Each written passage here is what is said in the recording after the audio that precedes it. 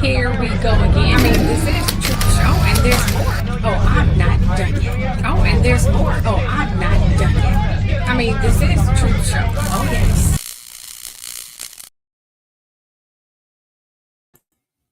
Hello, hello, hello, hello. Just waiting for how y'all doing? How y'all doing? How y'all doing? Let's see. What do I want for the back?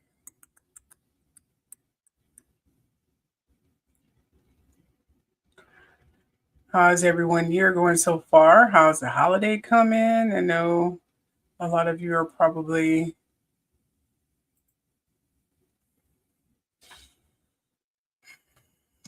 with family, out of town. What's everybody doing?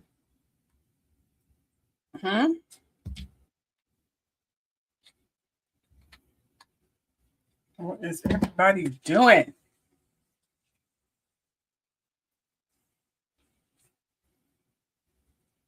You guys can hear me. I hope so. I hope so. Let's see. But anyway, welcome to the Truth Show.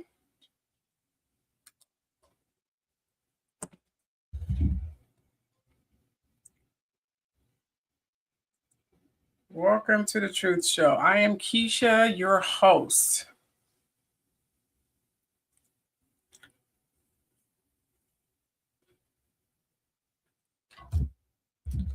And today we are talking about a plethora of things.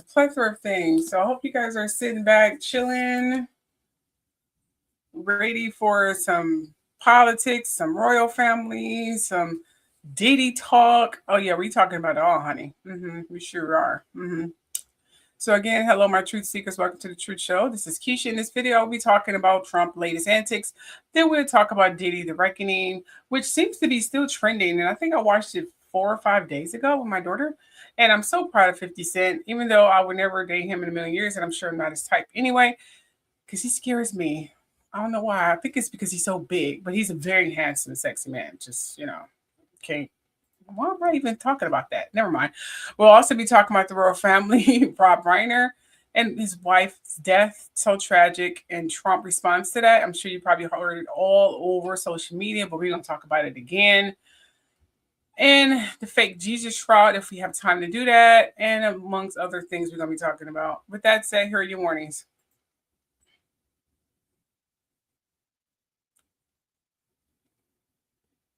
Please note that this is all alleged. I've never met any of these people. I've deeply researched all of my information.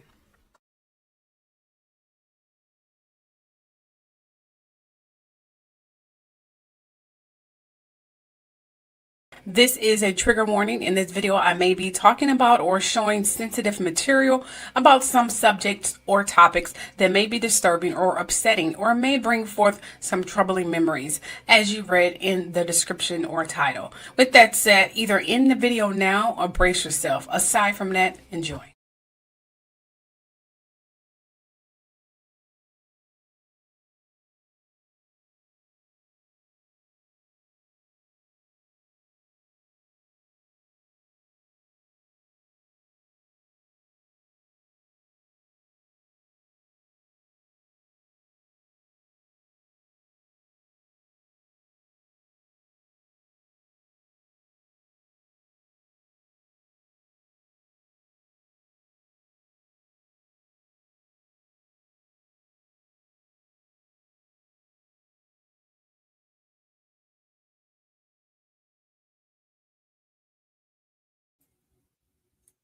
Yeah, I'm going to make this really simplified. I'm going to be really simple with this breakdown with Trump. I'm not going to get on to technical terms and, you know, confusing most of you.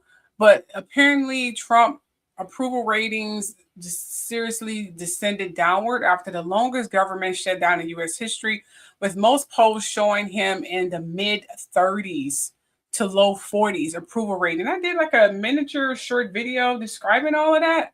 I'm sure you guys saw that. And disapproval about 55%. He's also facing fresh controversy after House Democrats released photos linking him to Jeffrey Epstein's estate, which the White House dismissed as a Democratic hoax. They always blame stuff on the Democrats. That's where anything that comes out about this cockamamie man, he say, "Oh, it's the Democrats. It's the Democrats." When is he going to take ownership of his own faults? Because leave it up to Trump. He does nothing wrong. He's the king of all kings and gods of all gods. And that's literally how he likes to fucking keep it. He is so freaking delusional. Seriously. Freaking believable. There is a link to anyone who wants to come up and do a whatever. Co-host is completely fine with me. I don't really care. Make sure you guys share. Okay? Share. Okay. All right, folks. Let's talk about what's happening with the Trumpster. That's going to be my new nickname for him. I'm going to call him the Trumpster. So let's talk about what's happening with the Trumpster.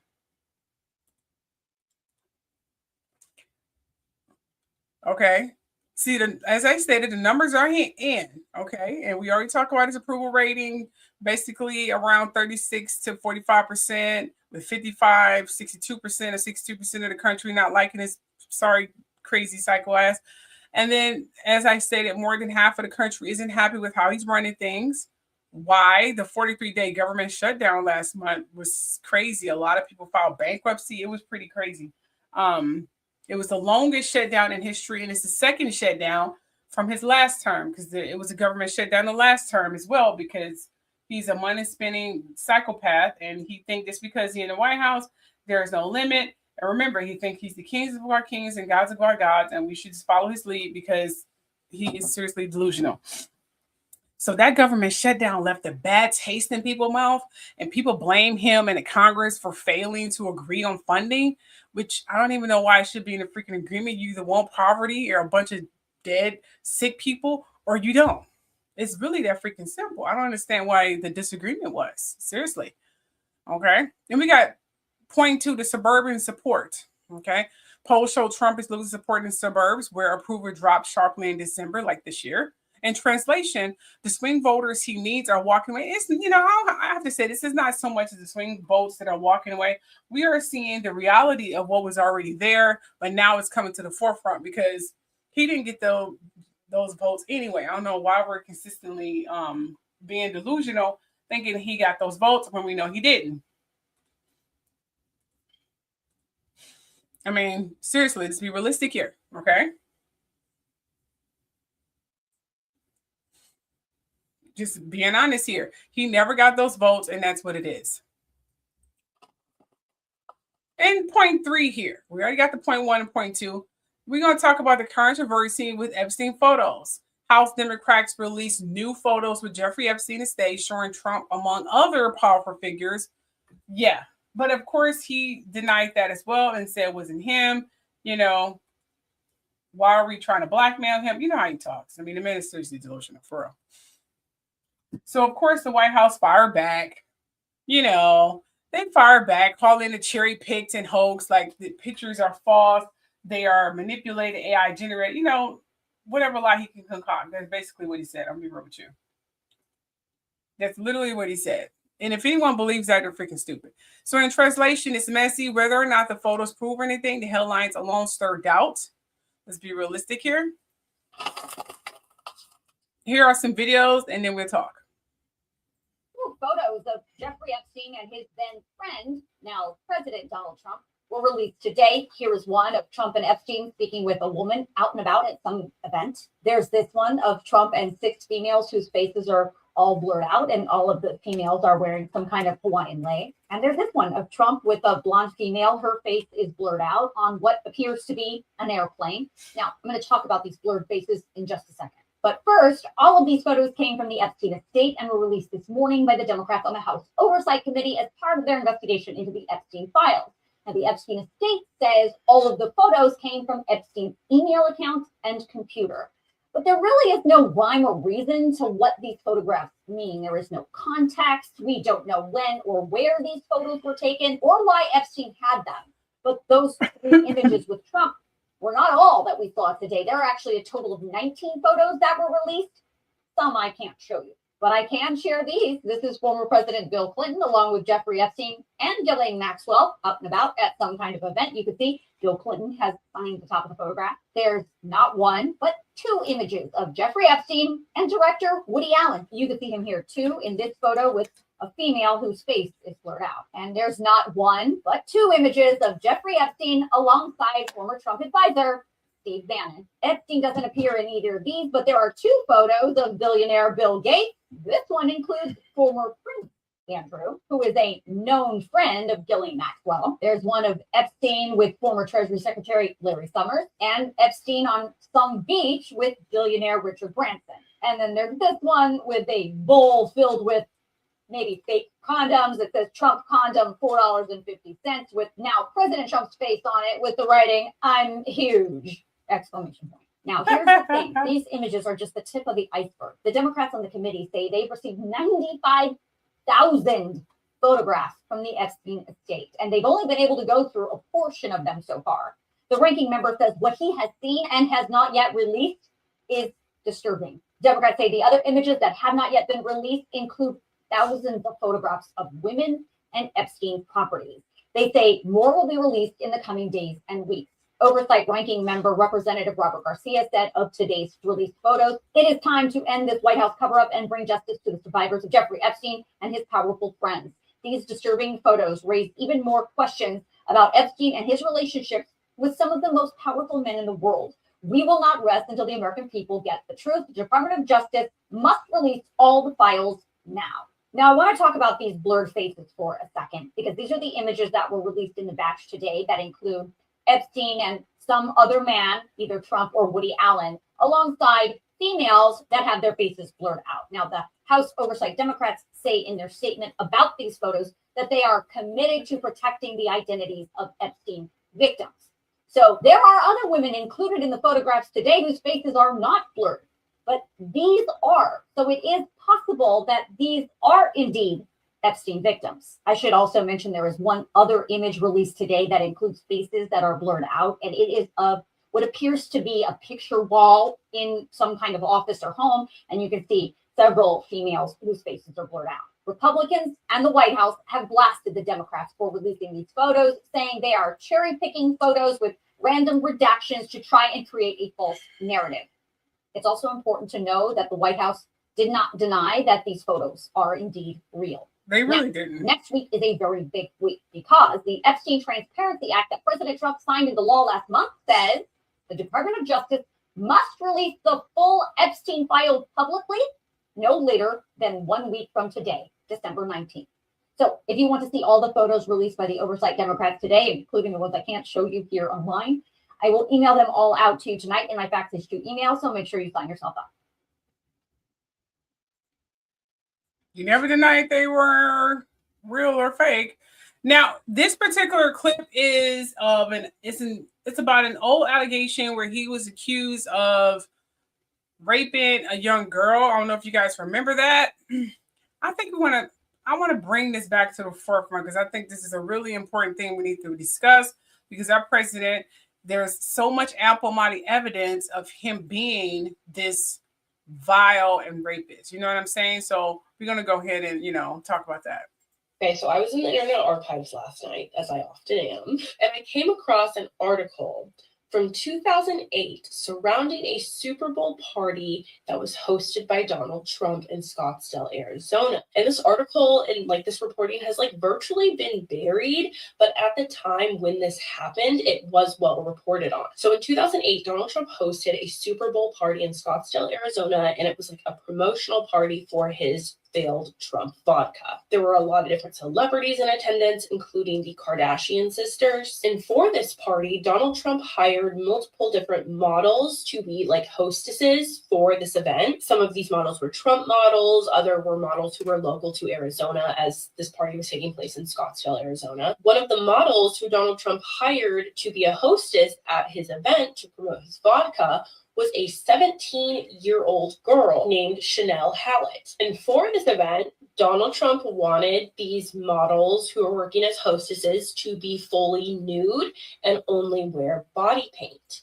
And that is what happened. The models who were hostesses walked around fully nude, only in body paint with different Trump logos on their body, including the 17-year-old girl, Chanel Hallett. And I have obviously censored these even more than they've been already censored. So at this celebrity-studded event, Donald Trump had a 17-year-old girl in 2008 walking around completely nude, covered in body paint of his name and logo. And like I said, I had never heard about this situation, but when it happened, it was decently well reported. When this information became publicly known, Donald Trump made a statement to the media, basically calling this 17-year-old teenager a publicity WHORE. And then he went on to say that this 17-year-old who was hired and wearing body paint and his logo and serving his vodka was someone who crashed the party. So Donald Trump's response to having a nude 17-year-old at one of his parties serving vodka to his celebrity-studded guest list was that she had just crashed the party and wanted attention, even though she was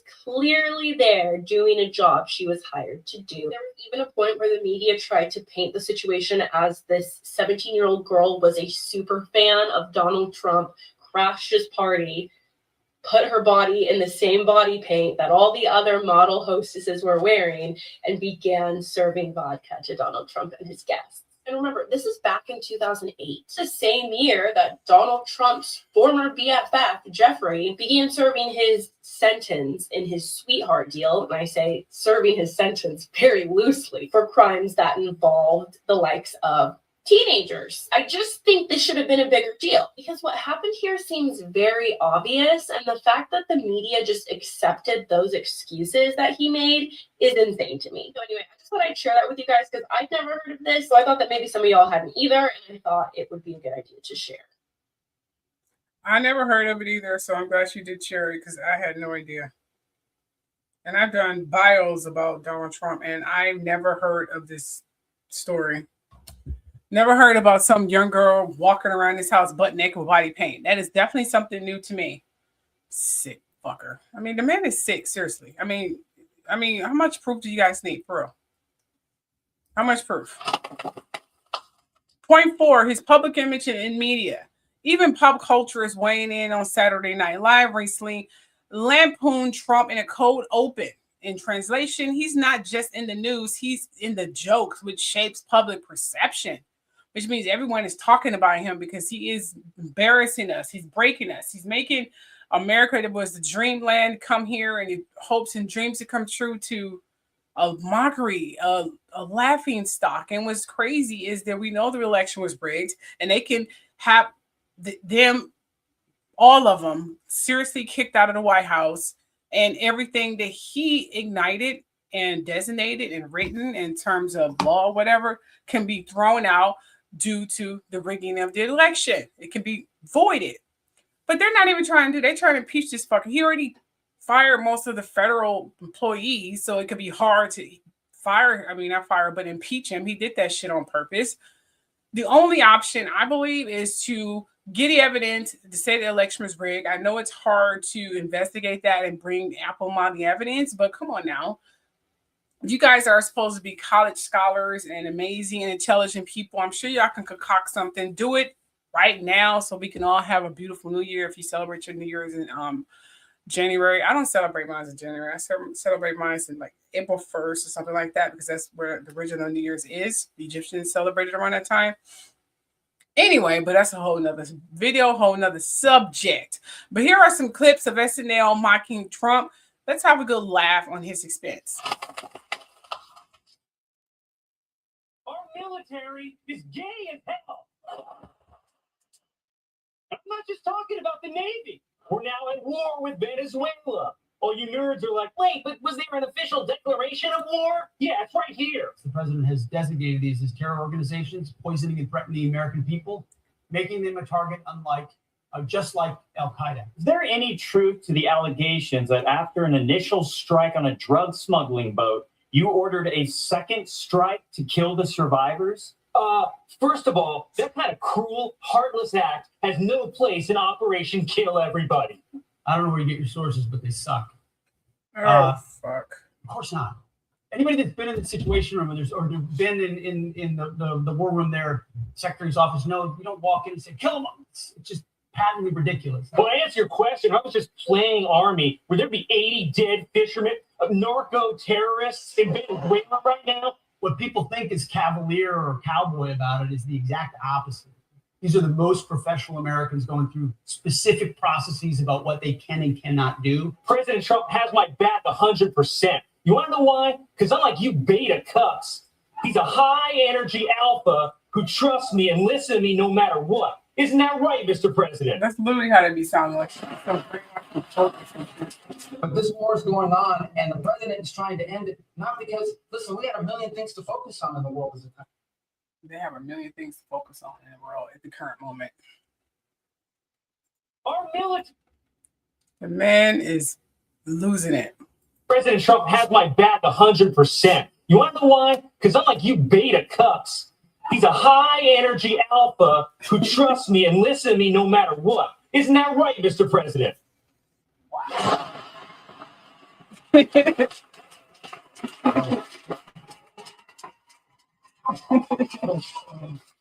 Stop, Mom Downey. Hi. You can freeze my red anytime. I wasn't sleeping. I'm very much awake. Now, someone quickly tell me, where am I? Who am I? And what year might it be? Good one, Mr. President. Everything you do that's weird is a joke. Just telling everyone here that I have your full support. Absolutely. We love Pete. He's a great guy. It's just fog of war, right? Fog of war. It's a thing you only say after doing war crime. Right? You never hear a general go, everything went according to plan in fog of war. It's like when you go into the sauna at Equinox and suddenly you're doing stuff you never did before. Fog of war, we love it. It's a great new excuse. We love it. So I stand by Pete. And nothing can change my mind, unless, of course, it could hurt me in any way, in which case I'll throw him under one of Mom Downey's free buses. Question. Yes, Mr. President. More Americans, including your own voters, now blame you for the affordability crisis. What's your message to them? He fell asleep good. Sleeping. We got to get him to another MRI before he wakes up. Oh my gosh. I know you have questions for the president, but it's very late. He's exhausted. His brain is all over the place. So unfortunately, he can't wait to talk to you. Okay. Your favorite president. Hiding behind my curtain. Ooh, peek behind the curtain was something I enjoyed doing at Miss Teen USA in 1997. Ready to talk. And, you know, this is exciting. Tonight I took both an Ambien and an Adderall, so we're going to see which one wins. So just a few questions, please. Please. Oh, how great is Caroline Levitt? We love her. Oh, she's got a beautiful face. And those lips that don't quench.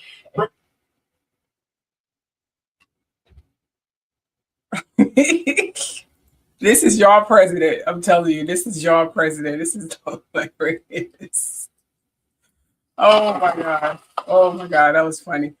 Okay. And then the mockery and his whatever insaneness, it continues. On Truth Social, it was a post delete on Instagram about many hours ago.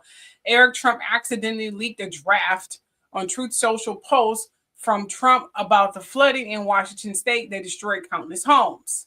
Devastating. Trump still hasn't posted about the flooding, but had time to repost praise about his tariffs, attack migrants, and threaten Illinois Republicans. Here's a draft post that Trump still hasn't sent out. The state of Washington has been hit by unprecedented severe storms, flooding, landslides, and mudslides. Earlier today, to protect the great people of Washington, I approve immediate disaster declaration emergency protection measures and direct federal assistance to save lives. The federal government has deployed resources, and our thoughts and prayers are with everyone affected. Thank you for your attention to this matter. This what he should have put out. But the Trumpster doesn't give a damn about the flood or any other natural disaster. It bores him. He much rather talk about his embellished achievements and non-existent triumphs and himself, because he's a grade A narcissist psychopath.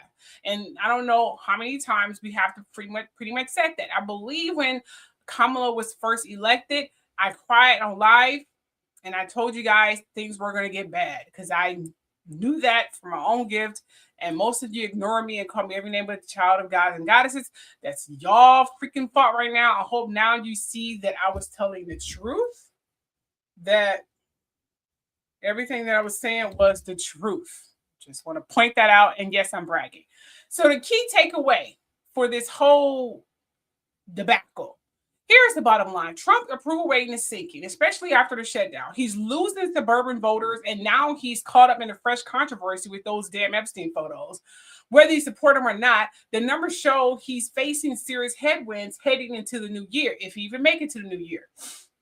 I'm just saying, we don't know. Still a possibility of other things, right?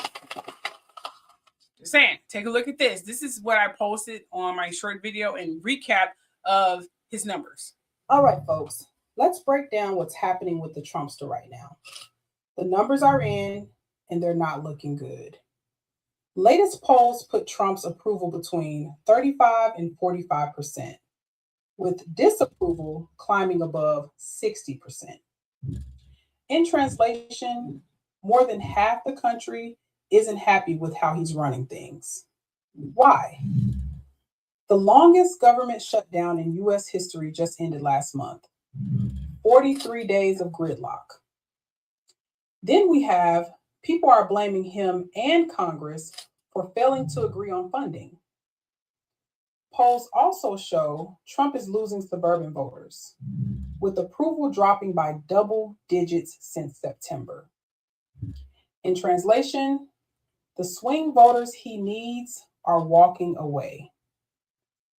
Then we have Epstein photo controversy. Whereas the House Democrats released new photos from Epstein's estate, showing Trump among other powerful figures. The White House fired back, calling it cherry-picked and a hoax. Do you think it's a hoax? Yeah, that's the video I concocted with basically what I just told you guys, okay? Now let's talk about some royal news here. Now, listen, watchers, okay? Let's talk about the Crown's Christmas, because, you know, they're famous with their Christmas shenanigan here. So the Christmas and the courage, because the royals are making headlines this week. Point one, King Charles cancer update. King Charles recorded a video message for the stand-up to cancer campaign. He stressed the importance of the early screening and shared his own journey. Yes, in translation, the king is turning his personal struggle into public advocacy. Yes, that's what he's doing. So let's go in here. The king and his very interesting accent. I haven't really heard him talk too much, but it's nice and interesting to hear his very deep British accent. Let's take a look, please. This is a season when our thoughts turn to celebrations with our friends and families. In the midst of this festive period, I just wanted to ask you to join me today in finding a special place in your hearts and your minds and prayers for the hundreds of thousands of people across our United Kingdom who receive a cancer diagnosis each year, and for the millions more who love and care for them. I know from my own experience that a cancer diagnosis can feel overwhelming. Yet I also know that early detection is the key that can transform treatment journeys, giving invaluable time to medical teams and to their patients the precious gift of hope. These are gifts we can all help deliver. Throughout my own cancer journey, I've been profoundly moved by what I can only call the community of care that surrounds every cancer patient, the specialists, the nurses, researchers, and volunteers who work tirelessly to save and improve lives. But I have also learned something that troubles me deeply. At least 9 million people in our country are not up to date with the cancer screenings available to them. That is at least 9 million opportunities for early diagnosis being missed. The statistics speak with stark clarity. To take just one example, when bowel cancer is caught at the earliest stage, around 9 in 10 people survive for at least 5 years. When diagnosed late, that falls to just 1 in 10. Early diagnosis quite simply saves lives. Now, I've heard this message repeatedly during my visits to cancer centers across the country. I know too what a difference it has made in my own case, enabling me to continue leading a full and active life, even while undergoing treatment.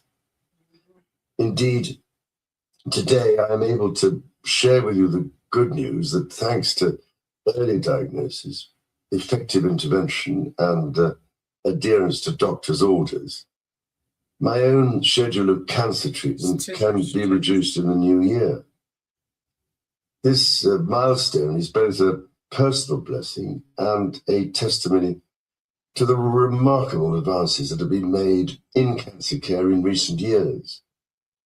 Testimony that I hope may give encouragement to the 50% of us who will be diagnosed with the illness at some point in our lives. Yet, too often, I'm told people avoid screening because they imagine it may be frightening, embarrassing, or uncomfortable. Even when they do finally take up their invitation, they are glad they took part. A few moments of minor inconvenience are a small price to pay for the reassurance that comes from most people when they are either told they don't need further tests or, for some, are given the chance to enable early detection with the life-saving intervention that can follow. This is why I'm so encouraged to learn about the new national screening checker that is available online. This simple tool allows you to check whether you are eligible for breast, bowel, or cervical cancer screening. It demystifies the process, answers your questions, and guides you towards taking that crucial step. As I have observed before, the darkest moments of illness can be illuminated by the greatest compassion. But compassion must be paired with action. This December, as we gather to reflect on the year past, I pray that we could each pledge, as part of our resolutions for the year ahead, to play our part in helping to catch cancer early. Your life, or the life of someone you love, may depend upon it. Therefore, this brings my most heartfelt thanks to the doctors, nurses, researchers, and charity workers involved in diagnosis and treatment programs, together with my particular good wishes to those for whom they care so selflessly.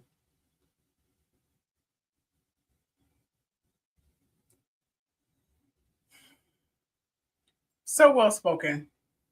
It's been a little while since we've gotten an update on King Charles III's cancer treatment, but yesterday we got the news that there would be a big announcement coming from the king in a pre-recorded message, which has now been dropped. This was recorded last month at Clarence House. In the video address, King Charles shares that he will undergo significantly less treatment next year. It's not a groundbreaking reveal. In fact, it is very neutral, but I think it was timed perfectly because there have been some pretty troubling reports in the media lately suggesting that this might be Charles' last Christmas. I can't make this up. This was a real cover story from Us Magazine, and I think the point of it was to drive home some more BS about Harry and Meghan. But a source did tell the outlet that Charles doesn't know how much time he has left. This could be his last Christmas. That does echo statements we've gotten in the past from palace sources. Nothing on record, of course, but there have been people willing to talk about the fact that though we don't know what type of cancer Charles has, nor how severe it is, he might not die from the disease, but he will certainly die with the disease. In short, saying it's maybe not terminal, but it is never going to be in remission. Against that backdrop and the unprecedented way that the palace has already handled Charles' cancer diagnosis, I think the announcement today was very, very well done. Again, even though we still don't know what type of cancer Charles has, which I think is so intentional and smart. Because he don't even have cancer. Keep the coverage tame. Like, you don't want media personalities on air like dissecting a life expectancy, showing diagrams of the body related to that type of cancer. Like, they just don't want that. Actually, this is just the latest update we've gotten from the palace directly about where Charles is in his treatment journey. Earlier this summer, we were told that his treatment was progressing well, and he has slowly ramped up his engagements since being diagnosed last year. I think it was February 2024. He is even back to international travels, which, like, I think the record there speaks for itself, right? This is a man in his late 70s, but he is still able to do the work he has waited his whole life to do. And I do think that announcing, what was the exact wording? That his treatment will enter a precautionary phase. While it's not a major milestone, it's not a usual one to share. Like, usually I think you would wait until you are firmly in remission. That is, of course, what Catherine, Princess of Wales, did.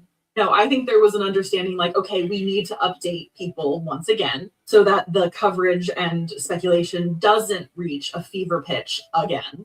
And so Charles can go have a nice holiday. The royals love their weeks-long holiday break. It's never going to go away. If he wants time off, he cannot leave the question of where he is in his cancer treatment journey open-ended. Something else I really liked about this announcement is that it wasn't all focused on Charles himself. His address was part of a campaign by Stand Up to Cancer, and it highlighted a cause spearheaded by Cancer Research UK. That is an organization that Charles has worked closely with since his own diagnosis, a very smart patronage tie-in. Specifically, he is raising awareness about a new screening tool that Cancer Research UK is launching. In his address, he encouraged people to check out that new national screening service, which was launched just this month. It helps you determine whether you are eligible for screening for breast, bowel, or cervical cancer. In general, he just shared really thought-provoking statistics, including the fact that 50% of people will be diagnosed with cancer at some point in their lives. 9 million people in the UK are not up to date with their cancer screenings. And I will actually tell you my personal bias with this. I underwent genetic screenings for a predisposition to pancreatic cancer last year because my father died of it when I was a baby. He was 23 years old. As a result, I never got to know him, and I grew up kind of wondering what had caused this in somebody so young. In the US, the screening process and early detection tools are obviously very different than they are in the UK, but they are starting to be covered more widely by insurance companies because the technology is advancing and getting more accessible. I was cleared of all of the genetic factors that could predispose me to pancreatic, and I think breast cancer was also included in that screening, which was a huge weight off of my shoulders. Obviously, everyone's own circumstances are going to be different, but just get your screenings done. If you see something weird, look into it. Process can be a headache and a hassle, but you might be surprised at what resources are available to you. So it's very encouraging to hear this news from King Charles today, and I am wishing him the best of luck on his continued recovery journey.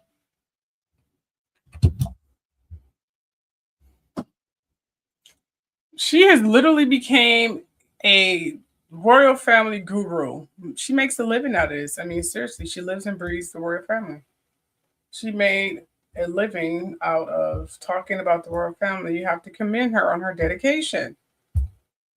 I, unfortunately, have to hire lawyers and hackers and stuff just to get people off my ass. So, good for her. Moving right along. Okay, so as we have saw in these videos,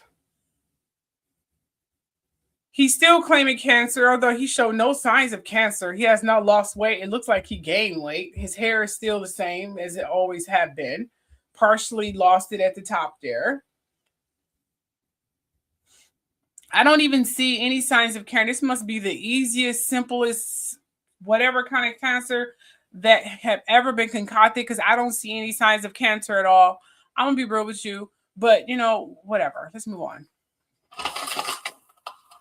Okay, we're going to talk about this one right here. This is a royal Christmas. You know, it's around Christmas time. They do their little famous walk. I heard it was a lot of people out there like it usually are. So, whatever.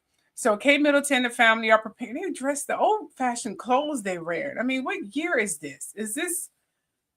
What year is this? I feel like they're stuck in a time warp. I mean, my goodness. We are in 2025, about to enter 2026. The fashion in America is drastically different. And they're looking like they're stuck in the 40s. This is, okay, I'll give them the 50s. This is seriously 50s. Look at, I mean, I'm sorry. We need to update this. This is not even cute. I'm sorry. It's not cute at all. I'm not trying to hate. I'm just being realistic here. Just no. I'm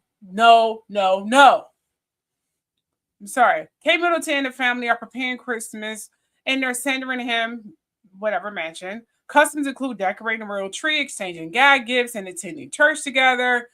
You know, the Caucasian Jesus. And translation, even royals keep quirky, boring traditions alive, because that's really what it is. No one cares about your traditions anymore. You see, most of the people in the thingamajigger out here, whatever. The point of the matter is enough. I mean, move on. I mean, are they ever going to jump into the 21st century, or are we still stuck in the 19th century with these freaking people? I'm just saying. They're not even in the 20th century. They're in the 19th century. They're literally in 1800s. I'm sorry. Only thing that's missing is a horse and carriage, you know, a footman and things of that nature. This is what's missing. They're stuck in a time. Look at this girl. What is this? I mean, just no. What does she have on? What is this? You know, I'm done. And Prince William, I have to say something about Prince William here. But first, just a second. Prince Catharina Amalia of the Netherlands debuted a new tiara. This is her at the Finnish State banquet. Princess Charlene of Monaco attended a gala while Queen Camilla, festive appearances. Yeah, because she, because she's the Queen Camilla. Yeah. So this person here, she's the Princess of the Netherlands.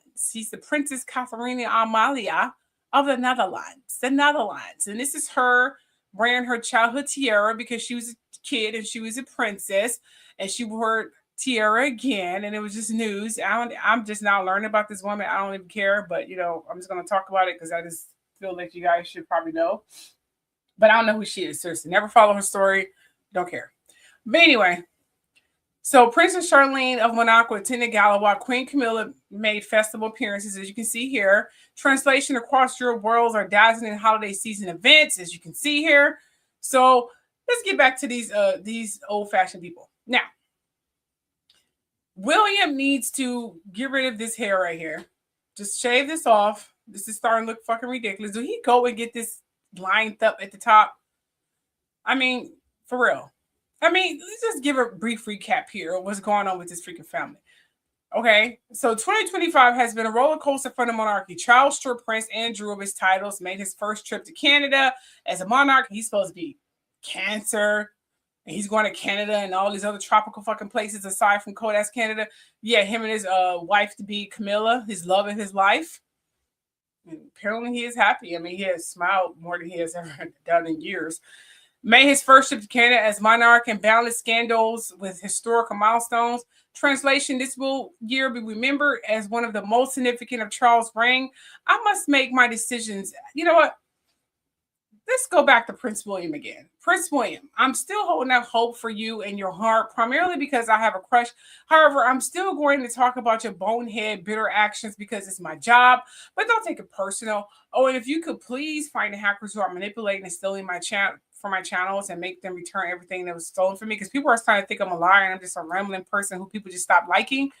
I'm going to prove everybody wrong, but that would be freaking fantastic, and I'll owe you and your family big after it becomes a worldwide kind of scandal. But just shave this off. You look very handsome, but shave this off. The reverse mohawk looks ridiculous. Just shave it the fuck off. And that's another thing. Was the late Princess Diana, was she tall? Because I'm looking at Prince William. He's tall. He's taller than his father. He's actually about as tall as his grandfather, Prince Philip. A matter of fact, he kind of looked like Prince Philip. You know, I'm going to go ahead and let that ride. Anyway, moving on. Maybe it's just a gene skip or something. But that's really something to look at. The only person who's around the same height as King Charles and the late Princess Diana is actually Harry. He looked more so the height of his grandfather, Prince Philip. But whatever. I just thought I should point that shit out. Now, and let's talk about Meghan Markle here.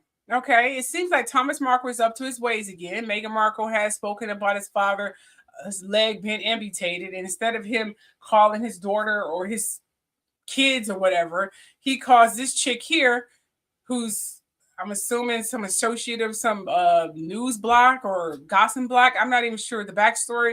The point of the matter is, he's up to his old ways again. He's supposed to be this wonderful, doting father, but more and more he's showing he's just not. Here's the inside deeds. And the saga continues. A world exclusive interview. Amid reports Duchess of Sussex reached out to her sick father, Thomas Markle tells Mail on Sunday he still hasn't had call he longs for. Dad's plea to Meghan. See me one more time before I die. From Caroline Graham. The same Caroline Graham that has been by his side since he was living in Mexico all those years back, who was apparently with him in the Philippines. In my opinion, this seems like a setup to cash in on Meghan one last time, in my opinion. Because why hasn't anyone asked the question, why is Caroline Graham with Thomas Markle? Why has she integrated herself into his life for almost a decade now? And for the people that want to act as if Thomas Markle is innocent, I will leave you with this clip. And of course, the photographs were a setup. I was set up by a guy named Jeff Reiner and another guy named Dylan Howard, who was with American media. Oh, I didn't even change the word finally. My bad. The thing was a plan to actually mess up the wedding. I was just part of it, basically.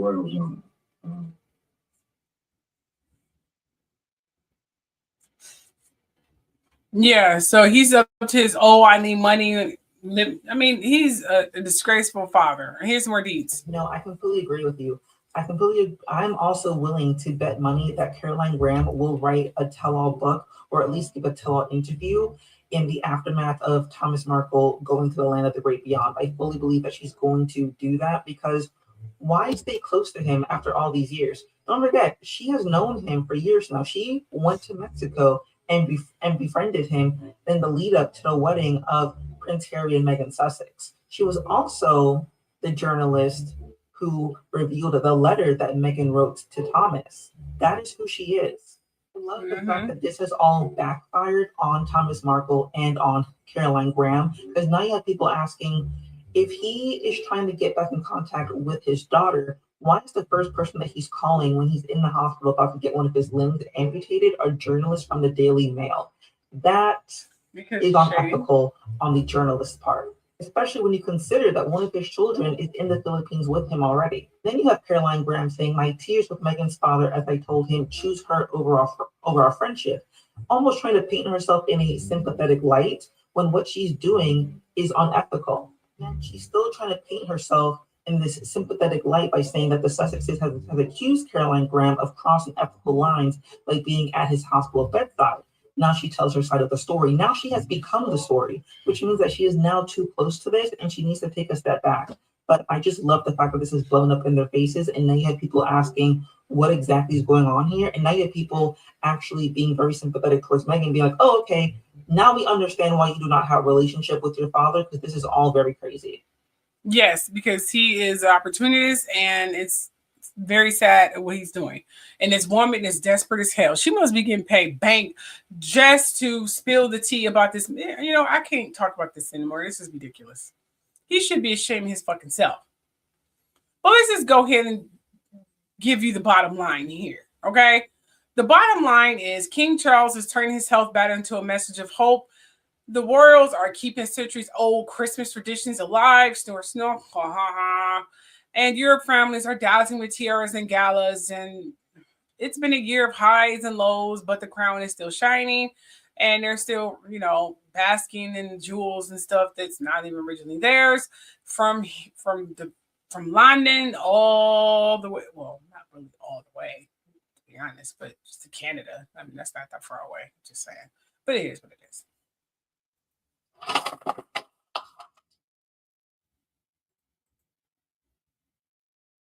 Where's that, Canada? Or was that? I don't even know. That shows how much I care about that story. Seriously, I'm not even trying to memorize the damn story. It's kind of sad. Oh, I have more videos. Didn't know that. Okay, let's put up the royal family tag again. Okay, I forgot. Now, here in this particular clip here, we're going to get a little bit more in details about Meghan Markle and her struggle with her dad. Now, remember the British tabloids was gutting Meghan Markle when his leg got amputated. And it was like, oh, she's that Karen. She's so vile. She's so evil. She wouldn't even care that her dad's legs been amputated. I mean, they were seriously just dragging her. So she, took care of that. Although I wouldn't have said a damn thing. But, that's just my evil self. I can be very evil. I'm Aquarius. I can be very cold. Once you do me wrong to the point that he has, after so many chances, oh, you dead to me. Seriously. But here's what she said, the famous Leo. But just Meghan just delivered a masterclass on how to deal with your enemies. So an update on the whole situation with her father, Thomas Markle, that is currently in the hospital. He just got his leg amputated. Apparently the surgery, they finished it. I personally think that this is something that was coming, but they planned it around the release of the With Love Meghan holiday special just to distract from it and cause drama. Now, we all know that Meghan was in a lawsuit with the Daily Bell because they published a previous letter that Meghan sent to her father, and that is likely why her and her people were very smart and initially tried to reach out to him via email.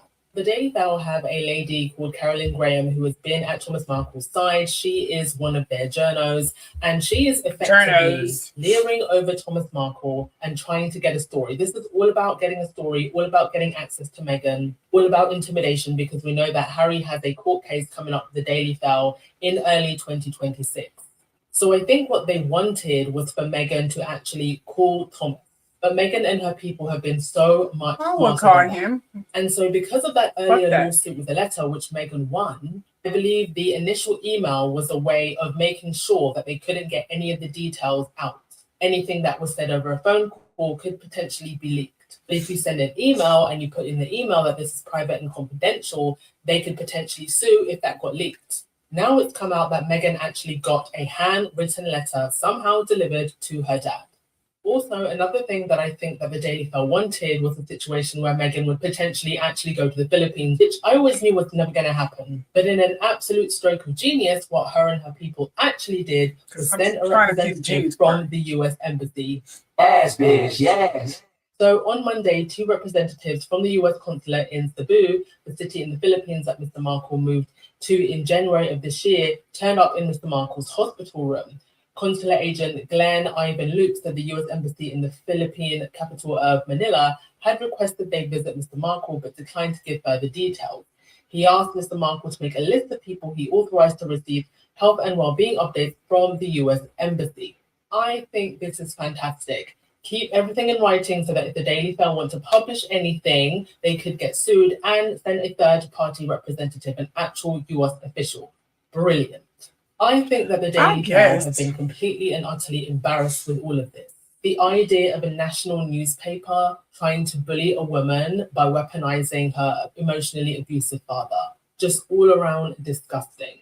Meghan's people also put out this statement saying a spokesperson for the Duchess said, given that a Daily Mail reporter has remained at her father's bedside throughout, broadcasting each interaction and reaching clear ethical boundaries, it has been exceedingly difficult for the Duchess to contact her father privately, despite her efforts over the past several days. With the support of reliable and trusted contacts, the correspondence is now safely in his hands. And this was likely through the US Embassy. This has not gone the way the Daily Bell thought that it would go. But really, what were they expecting? They keep underestimating Meghan. They keep underestimating Harry. They keep underestimating their team. And they have done for years. All the Daily Mail is doing is digging their own grave. Court case with Harry is coming in January, and they better not be stupid enough to post Meghan's letter again. They better not dare. Why would she write a letter anyway? Ugh. She's so much better than me, man. I'm telling you, if I had her money and her influence and all the shit he did, please. No, you won't be getting a letter from me.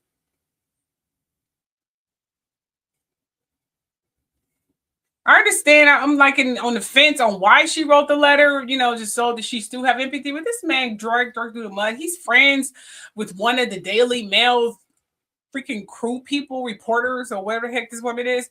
I mean, goddamn. And he obviously don't love her like that, because if he did love her, he wouldn't have done the things he had done. He would have did the same thing that her mother did. I have nothing to say. You're not going to get me to talk against my daughter, which I would have done. Kiss my ass, leave me the fuck alone. He used every opportunity he possibly could to drag his daughter through the mud and allow his daughter to write a vile book seriously lynching her. What kind of father allows that stuff? But she's better than me. Not enough people are talking about how bizarre it is that a reporter from the Daily Mail, Caroline Graham, is allegedly so close with Thomas Markle that they text regularly.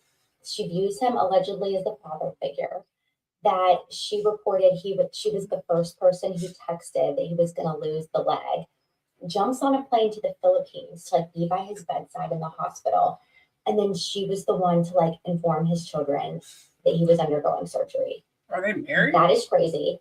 She's also the same one allegedly who was able to get a copy of the letter that Meghan wrote to her dad before the wedding and then published it. Unbelievable. I just feel like this is crossing the line. She's meddling in the family and putting gas on the fire. And basically now Meghan's brother and sister have made all these videos and tweets and everything. And it's just so crazy that this is allowed to happen. Thomas is an old man, manipulated. He's in poor health, mentally and physically. I think he's probably profiting off of this, and he is guilty as well. But it just feels so sick and weird that a reporter, journalist, whatever, is able she must to be in her 20s. Get in this close with. I know there's a lot of Thomas young girls in their Markle, 20s. I would say it's just, I don't know. It feels weird. Very well said.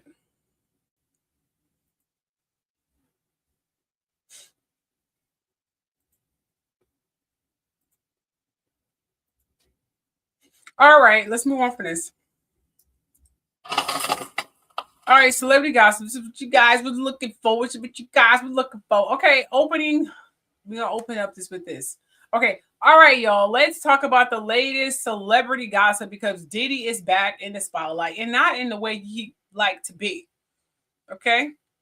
Point one. We're going to talk about the Netflix documentary, which is the 5th one, I believe. I lost count, because there's some on Tubi and I think on another one, Peacock maybe, I don't remember. So I think this one became so viral is because it's on famous Netflix and everyone watches Netflix. But y'all do know it's several other documentaries that reveal a lot more in detail of what that sick psychopath Diddy did. But anyway, this new 4-part series called Shine Comes the Reckoning dropped on Netflix this month. It's produced by 50 Cent, who's had a long-running feud with Diddy. In translation, this isn't just a documentary, it's a beef turned into streaming content. But the questions are why? Okay, but let's talk about point number 2, the allegations in the footage. Now, the doc does include interviews with jurors from Diddy's federal trial and footage from days before his arrest. You know, this fool hired a film crew to record him before he got arrested, because I guess he just feel like I need to have this on camera. I'm going to put in a documentary how I went through this trial and I fought it, and it's behind the scenes photos as I was the photos and videos. I meant that, how I was dealing with this whole struggle of being in this turmoil or tragedy.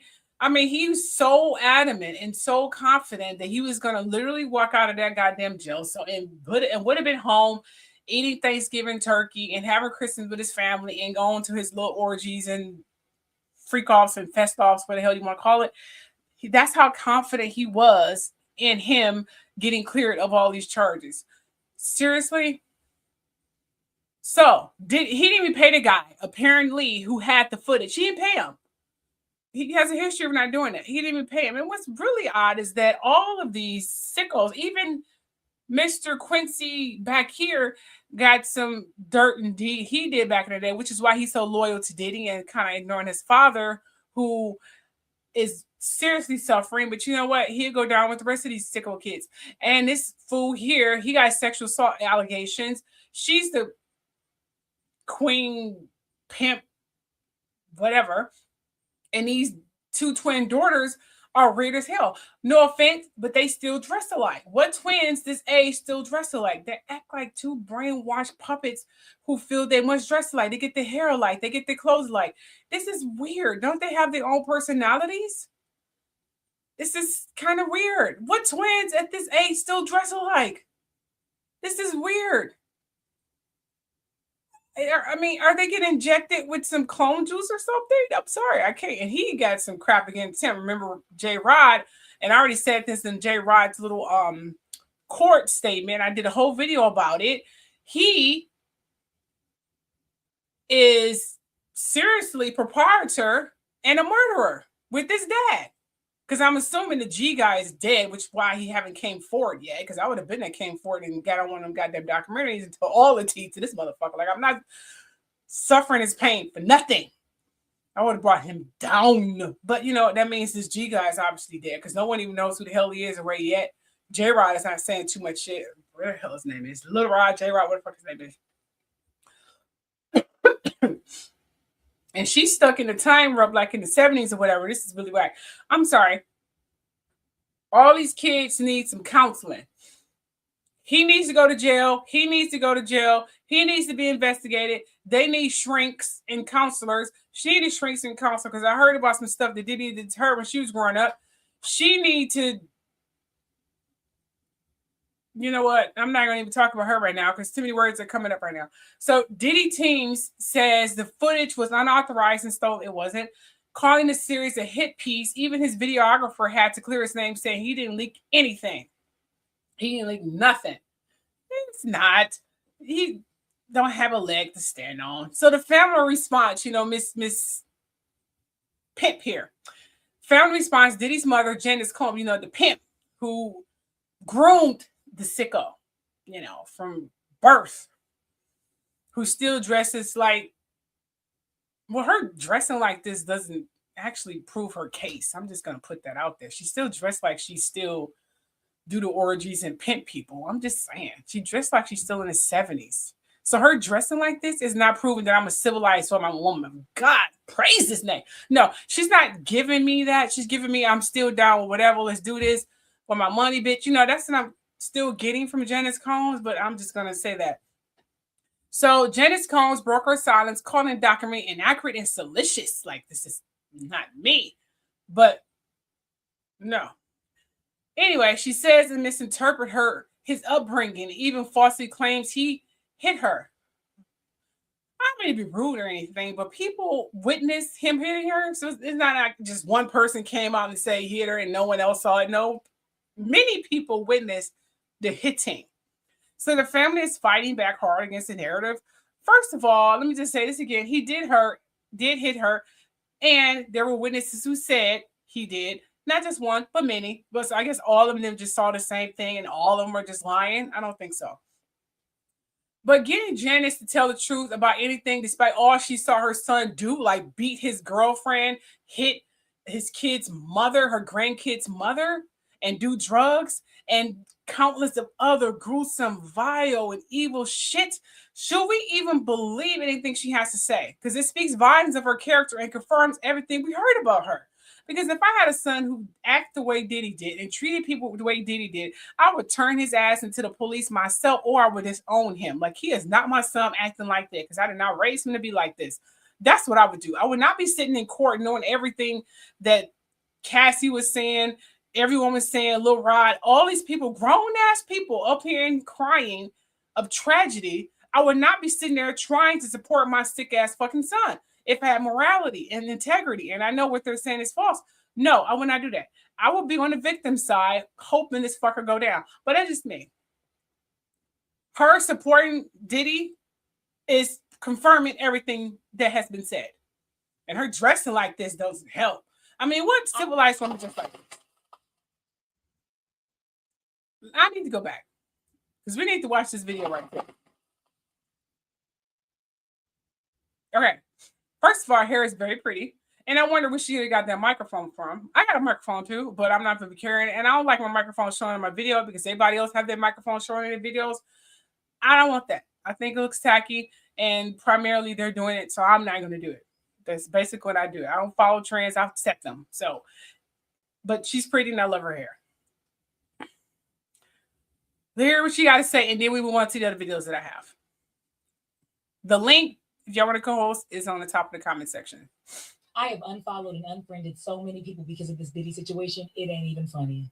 Don't have to worry about bringing me into the next year. Oh, yeah. Anyone who supports Diddy and say he's innocent, lose my goddamn number. Matter of fact, don't even follow me. Carry your scary rapist, child molesting sick asses over to the other sick asses like Marlon Wayans or some of those people. So you can go to hell all 2026. This is going to be an angry rant that might get me unfollowed, but it'll be worth every bit of it. People are more mad at 50 Cent for creating a documentary about Diddy than the person that committed these heinous offenses against everybody that came into close contact with him. And I mean everybody. That's like beating the hell out of the mailman because he delivered you a Verizon bill. Why are we shooting the messenger? People will say that they're mad at him because he doesn't actually care about the victims. Well, you know, victims really do run into that problem where a lot of people don't necessarily give a about them, especially if they're going against somebody powerful. I found out who did and didn't care about victims when that video of Cassie being kicked in her stomach on the floor. I know. The response and to that's that. when the good Lord revealed to me who I needed to block, mute, unfollow, unfriend. All the way. Not interested. Do not recommend this channel to me. Won't he do it? Listen closely. One thing about losers, users, and abusers is they have a strong network of people that they built with their strength of low self-esteem and spite.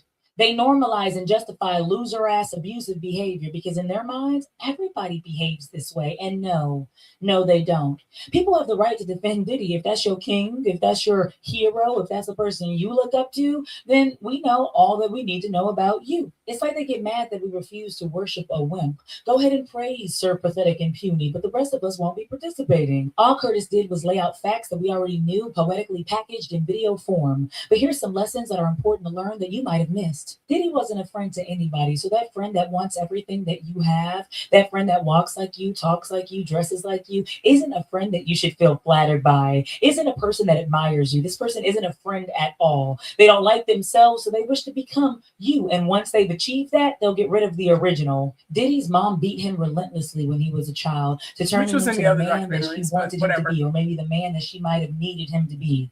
But all she accomplished was creating a human being that couldn't stand women, especially women like her. That message is for whoever it's for. A lot of people stayed in Diddy's vicinity because they felt like they needed something from him, whether it was the return on the investment that they gave, or the money that they were promised, or the life that they were promised, or even the love that was dangled in front of them like a carrot. Everything that you seek out in other people is inside of you. Everything that you think you need from somebody else, you can give to yourself. If grown men are afraid to stand up to Diddy, if grown men are afraid to confront, or dare I say, hand out a very necessary ass whooping to Diddy, please stop asking why the women didn't conjure up the strength to leave him. Somebody has got to tell this no and mean it. What's happening to Diddy isn't what a man that's down on his luck deals with. This man is not down on his luck. Do you know what being down on your luck is? It's getting fired and then getting out your car and having a bird on top of your head. That's a down on your luck type of day. This is a man that's dealing with the consequences of his actions. And whether you believe in God or you don't, or worship the universe or not, the law of the land is whatever you put out into this world, you receive back. May not be that day, that month, or that year. May not be in the next 10 years, but you will around and find out. An insecure man is a man that can kill, especially when they have the means, the power, and the resources to do so. At the beginning, they won't be much of a threat to you, but you'll find out in the end exactly why you should have kept your distance. Facts. Beautiful, beautiful, beautiful. Well said. I got more videos for you, honey, to break down this documentary, which is the 5th. I lost count. It's not the only documentary. I really should watch the doc that's on Tubi and I believe Peacock. Unpopular opinion. If you actually want to protect yourself, you need to study predators, study abusers, study manipulators, because the psychology is the same whether they're a billionaire mogul or the person in your group chat. I just finished watching the new Netflix documentary about Diddy, and what stood out to me the most wasn't just the allegations that pissed me off. It was the playbook. Diddy is a masterclass in psychological manipulation. I'm a retired criminal legal professional who's seen the worst of humanity, including the most elaborate manipulation. So I'm going to put you on to 5 of Diddy's control tactics that you need to recognize in your own life so you can stay 10 steps ahead of everyone else. The last 2 tactics are so sophisticated no one ever notices. So be sure to watch this video to the end so you don't miss them too. Number 1, image creation and PR manipulation. Abusers are professionals at manufacturing a public image that directly contradicts their private behavior. Diddy presented himself as this charismatic, fun-loving, peaceful, family-oriented, entrepreneurial brother love, the nice guy persona that so many others put on. Meanwhile, people close to him describe violence, exploitation, and coercion. This is the good guy shield that is very common as a camouflage tactic used to hide deviance and to ensure no one ever believes the accuser's accusations. Abusers tend to be very charming and very charismatic for this reason.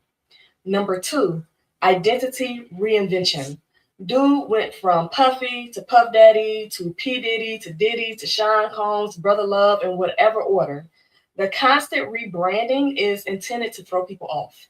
It resets public memory and helps abusers to outrun accountability to stay untouchable. Basically. On a smaller scale, the everyday abuser may do this by switching jobs, personas, or friendship groups, always reinventing to escape consequences. Number 3, building dependency via resource control. And this is a big one. This includes withholding money, finagling contracts, restricting resources, or offering opportunities only to later renege or weaponize them. These tactics ensure that his artists, employees, and girlfriends can't leave and must stay dependent on him. The everyday version of this looks like the partner who pays all the bills so you're comfortable, but then uses it to control you, or the boss who mentors you but restricts your opportunities and keeps you stagnant, invisible, and under their thumb. Number 4, and no one talks about this, well-cultivated network of allies. Diddy fostered a powerful, large network of influential players and institutions that kept him untouchable. Executives, record labels, media owners, public officials, attorneys, and even gang leaders. He also made strategic philanthropic and community investments.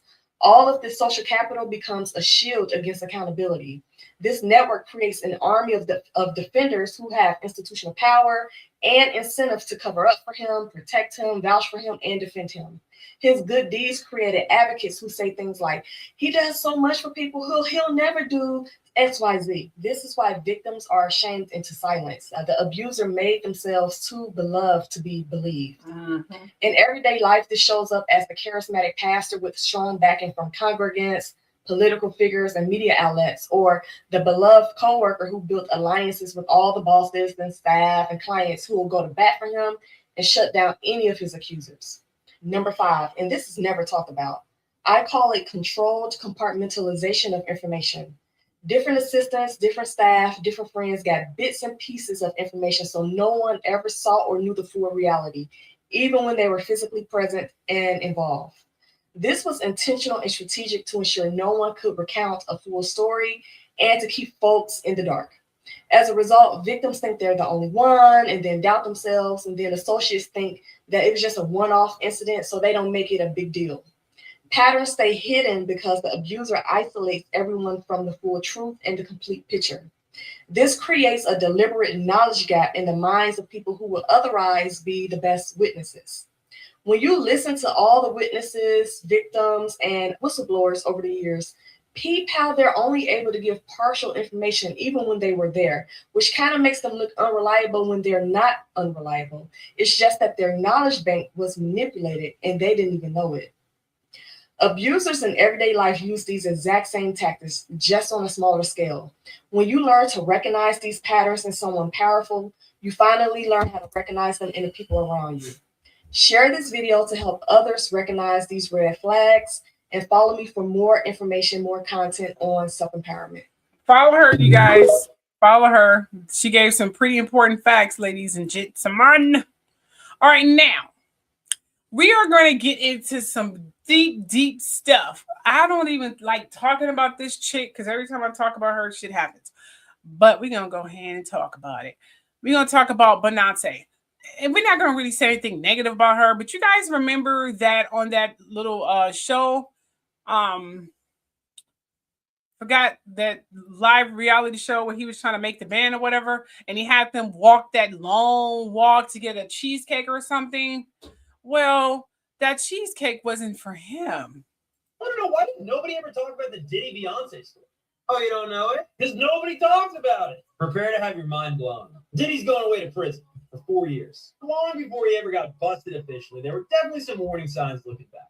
By the way, watch to the end of this video for my hottest take on this entire situation, because I want to know if you feel me or not. If you grew up in the early 2000s, I can probably show you one picture and you will know exactly where I'm going with this. Side note, I know he's a bad guy, but that's a really cool shirt. On to the picture. Yep.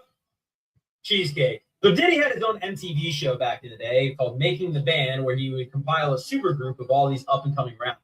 And in the process, created one of the most iconic moments in millennial television history. And they actually weren't that bad. The lead single from this album actually spent 9 weeks on the Hot 100 back in 2003. But on one of those episodes, Diddy infamously walked out on a cold New York night and demanded that those up-and-coming rappers walk from Manhattan to Brooklyn to get some cheesecake. But that's not the crazy part. The crazy part is the cheesecake was for Beyonce. Years after the fact, two members of the band, Dylon here and Freddie P, both revealed it was Beyonce who was upstairs in the studio at the time working with Diddy around the time of her debut album in 2003, and she was the one who wanted the cheesecake. If you're watching this right now and you're a little bit younger, you weren't around in the early 2000s, it's kind of hard to put into perspective just how crazy this is to process. Just the fact that one of the most iconic television moments of our childhood was somehow inspired or caused by one of the most iconic artists of our childhood, and yet nobody knew. I mean, how MTV producers left that part out is just beyond me. How do you not mention that Beyonce is upstairs? The cheesecake is for her. I mean, I guess if you're like a little younger, it would be like if the blue dress actually belonged to Taylor Swift. Does that make sense? For everybody who is there, like me, watching every week, I mean, this has just got to blow your mind. Also, that hot take I was telling you about at the start of the video, cheesecake sucks. Gross. Just have cake. Cake's great. Cake's fine. Nothing wrong with cake. Why are we involving cheese? Why is cheese getting involved? Stop. You're gross. Anyways, I want to hear your feedback in the comments. Drop me a line. If you like music stories just like this, hit the follow button for more. Wow. I'm sorry. The more I hear about Beyonce, the more I'm just starting to question her entire fictitious freaking image. Is there anything truthful about this chick in terms of the image that she portrays? I don't know. Here's more stuff that the baby exposed by Jay-Z and Beyonce. Because Jay-Z and Puff was given an assignment, and that was to destroy East Coast rap. I was at a party at Diddy crib in LA. This was the beginning of 2020. He first started dating Beyonce at 17, 18. He was 30-something. You didn't know his age. I look back and see how old Jay-Z was. I think Jay-Z was born in like 69 or 67 because he couldn't.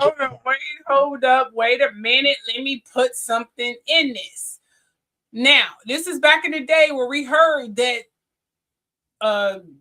Jay-Z, whatever, was born in the 60s. Okay. In the 60s, ladies and gentlemen. So if he was born in 1967, let's just say 1968, just for argument's sake. Although I can add this in my mind, but I don't want to at the moment. Okay, God damn it.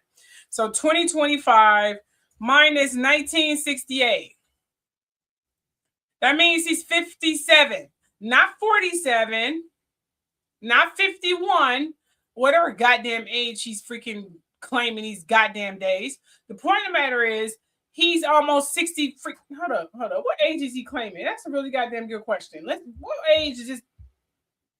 They are perfect for each other. I mean, Jay-Z and Beyonce, they should never break up. They're like literally the most, I'm going to let that ride. Anyway, so what is Jay-Z's age? What age is he claiming? Since y'all afraid to comment, I'm just going to be talking to myself. I'm used to it. I'm Aquarius. Okay, it says here 69. He's saying he was born in 69. Okay, that's what he's saying. He said he was born in 69. That's what it says right here. But we just heard that he may be born in 67. Although I heard he was born a little earlier than that. I'll be real with you. Like he's like 60 some years old now. So we just leave it at 60. We just leave it at 69. Okay, so we're gonna leave it at 69. We're not gonna even change that. We're gonna leave it at 69. Okay, let's just say he may be telling the truth about his age. Maybe. We don't know if this. Whatever. First of all, I like this right here. This is really cute. This whole hairstyle this is still rocking today. Who used to dress her back in these days? Tina needs to go back and dress her. This is way too cute. This is cute. Anyway, I'm distracted. Okay, yeah. So we are going to conclude that he is the right age that he claimed to be. So clap, clap, clap for the Ditster. The names I come out with is hilarious. So we're going to give a clap, clap, clap to the Ditster. He actually told the truth about his age. Yeah. Do I have a clap here? No, it doesn't matter. Let's do a high five then. There we go. He's the truth, but he gave the truth about his age. Beautiful. All right, let's move on here. More tea. Say to stop. Yes, she didn't do it well enough because she just started all the time. Did you see what Jay-Z and Beyonce's daughter blew I up? gotta pause again. Everything Jagger White has been saying so far has been the freaking truth. Let's just go ahead and point that crap out. But I've been saying it for years, but I'm just saying everything she's saying is truth. Introduced her salon son to your song, Shake Something? Yeah, I saw that. I did see that. Yeah, I mean, I ain't know how true it was or not. You know what I'm saying? But I feel like, it comes from their house, it's validated. But that's dope. And I'm surprised. I actually met Beyonce before. That was one of the people like, who you met? The entertainment world is shaking once again. And this time, the spotlight is focused on a strange mix of public comments, old friendships, mysterious parties, and a growing list of rumors that refuse to die. The topic at hand is sharp and uncomfortable. Online conversations are buzzing with dramatic.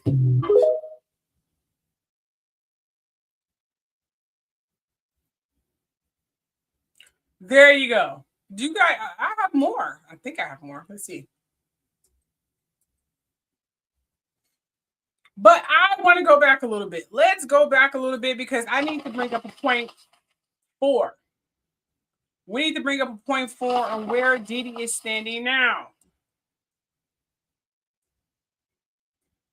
Okay. Here we go. Bam. Point 4, where he stands now.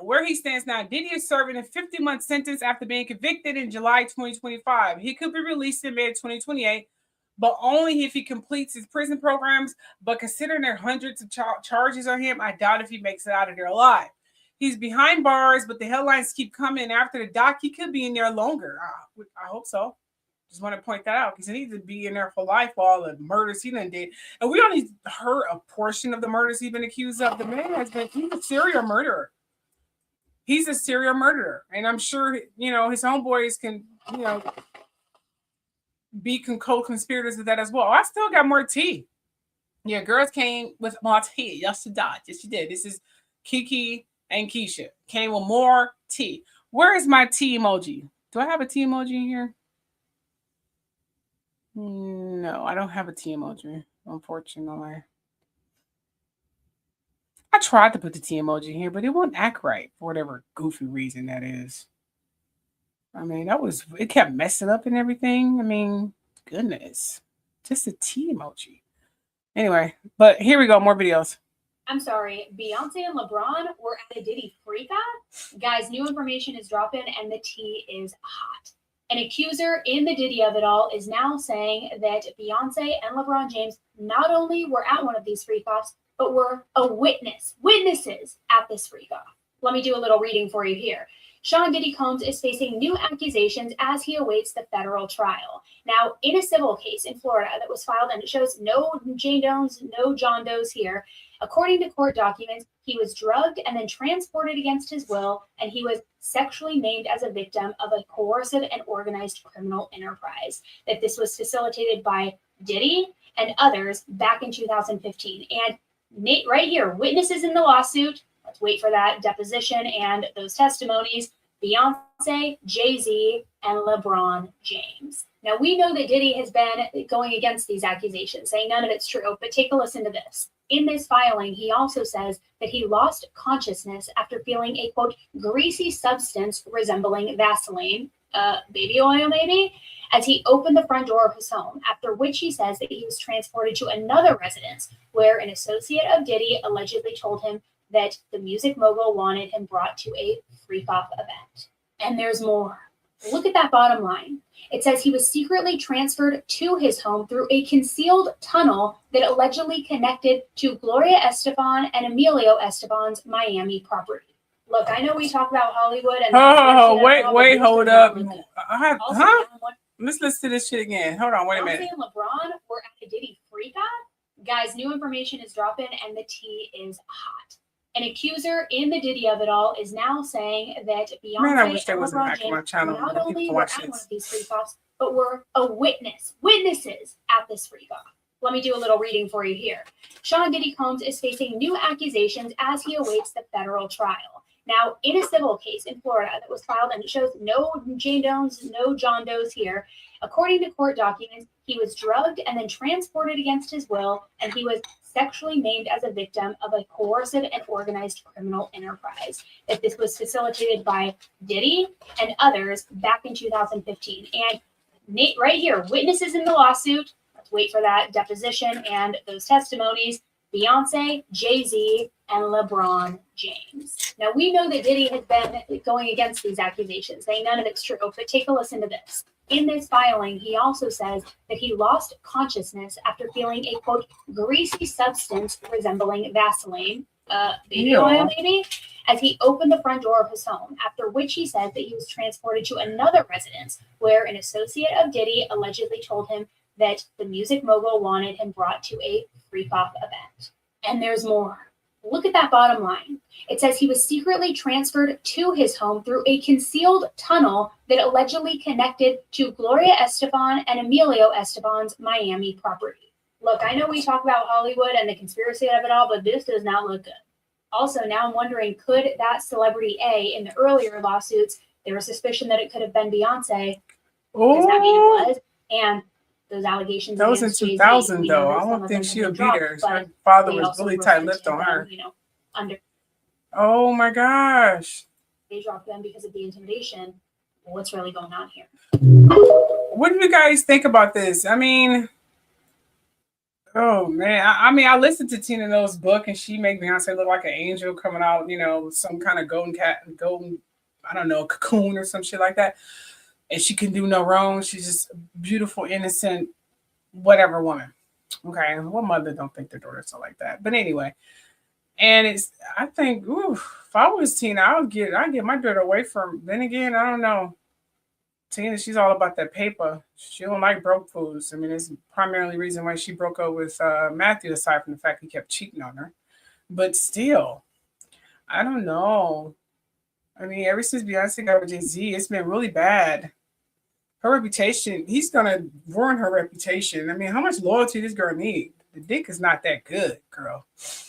Damn. Anyway, but here we go. Meanwhile, Diddy is trying to sue Netflix, saying that, I don't know, of all the documentaries that came out in Tubi, Peacock, I believe, why is he trying to sue this goddamn doc? He didn't sue the other ones that came out, so this must be the more truthful doc, although the other one said the same thing he said in this documentary. But he's trying to sue, and Netflix is like, okay, dude, don't go trying to sue us because this shit was already out there. We just broadcasting for everyone to fucking see. Just saying. Here's the story. I ain't got to see the new Diddy show yet on Netflix, but apparently Diddy sent them a cease and desist, and Netflix has responded. Okay? Before we start, y'all take the one off the front of my name, put the rest of my name in any music platform. Whatever's playing in the background, that's me. Okay? Add me to your playlist. The cease and desist is claiming that this new documentary brought to you by 50 Cent is a hit piece that only fell in 50 Cent's lap after Diddy's own documentary combos with Netflix fell through. So basically what happened was Diddy was actually shooting his own footage, okay, in hopes that he would win. And then he would release his own thing, okay? When stuff started falling down, like crumbling in his face, he ended up not paying the people that were shooting this footage, hours and hours and hours and editing. So then 50 Cent got in contact with them in relation with Netflix and said, look, we'll pay you for that footage if you haven't been paid. They let it go. Is what it is. Netflix says the claims being made about Sean Combs' The Reckoning are false. The project has no ties to any past conversations between Sean himself and Netflix. The footage of Combs leading up to his indictment and arrest were legally obtained because we paid for them. This is not a hit piece or an act of retribution. And that's why they say that. This isn't a hit piece. We got this footage from you shooting something for yourself that you thought was going to be positive. So how is this a hit piece? We got all the footage from your people. We just didn't cut out you being an absolutely terrible individual while in front of those people on camera. You know what I'm saying? Curtis Jackson is an executive producer, but does not have creative control. No one was paid to participate either. And mind you, one of the main people that's talking in this thing, I still haven't seen it yet, but I've seen enough. One of the main guys that are talking in this is like the co-CEO of Bad Boy. So, you know, but man, we'll see how it goes. I mean, they responded to the cease and desist and basically said, get the fuck out of here. We don't give a damn. But hey, I'm just letting y'all know. Follow me. Give me a like, a share. Leave a comment, okay? And until next time. Oh, here's this information. Screenshot. Boom. Boom. And here's hers. Boom. Now, Netflix just sent a message louder than a Bad Boy ad lib. You suing us? Cool, let's get it. What kind of shit is that? Now, Diddy thought dropping a $1 billion lawsuit on Netflix was going to shake the table. Instead, Netflix grabbed the whole table, flipped it over, and said, sir, we ain't even worried. Now, this ain't the early 2000s. This is a streaming era, and Netflix is built for legal warfare. Now, today, we're breaking down how Netflix hits back, why their clapback is deadly, and what this means for the already crumbling Diddy empire. Now grab your popcorn because this one right here is getting nasty. Now let's keep it real. This lawsuit wasn't about justice. It was a Hail Mary pass from a man watching his reputation free fall. Diddy's legal team claimed Netflix defamed him. Netflix fabricated narratives. Netflix damaged his legacy. And Netflix didn't fact check witnesses. Now basically, Diddy said the documentary did him dirty. But here's the flaw. The documentary didn't create the allegations. The allegations created the documentary. Now, Netflix just put everything in one place so the world could binge the downfall like a true crime special. Now, Diddy suing Netflix is like suing a mirror because you don't like your own damn reflection. Now, Netflix clapped back so quick, it felt like it was rehearsed. Their response basically translated to everything we aired was sourced, everything we showed already existed. You're mad at the internet, not us. They told the court the footage is real, the interviews are real, the documents are real, and the allegations predate Netflix by years. Now, Netflix even implied Diddy is trying to punish them for not protecting him, aka you can't sue us because the world found out more than you wanted them to damn know. And the most disrespectful part, Netflix said Diddy's lawsuit actually validated the importance of the documentary. Now, that's corporate language for thanks for the free promo, cuz. Now, here's where Netflix gets real dangerous. Behind closed doors, sources say Netflix has unused footage, unused interviews, extended testimony, and internal conversations they didn't put in the documentary. Release it. Now, you're asking yourself, why does that actually matter? Well, because if Diddy keeps pushing this lawsuit, Netflix will legally release more evidence to defend their stance. Now, imagine you're suing someone and they respond by saying, cool, let's show more of the stuff you're trying to hide. Now, Netflix definitely isn't bluffing. They're setting the stage for the unreleased material to drop like a bonus DLC content.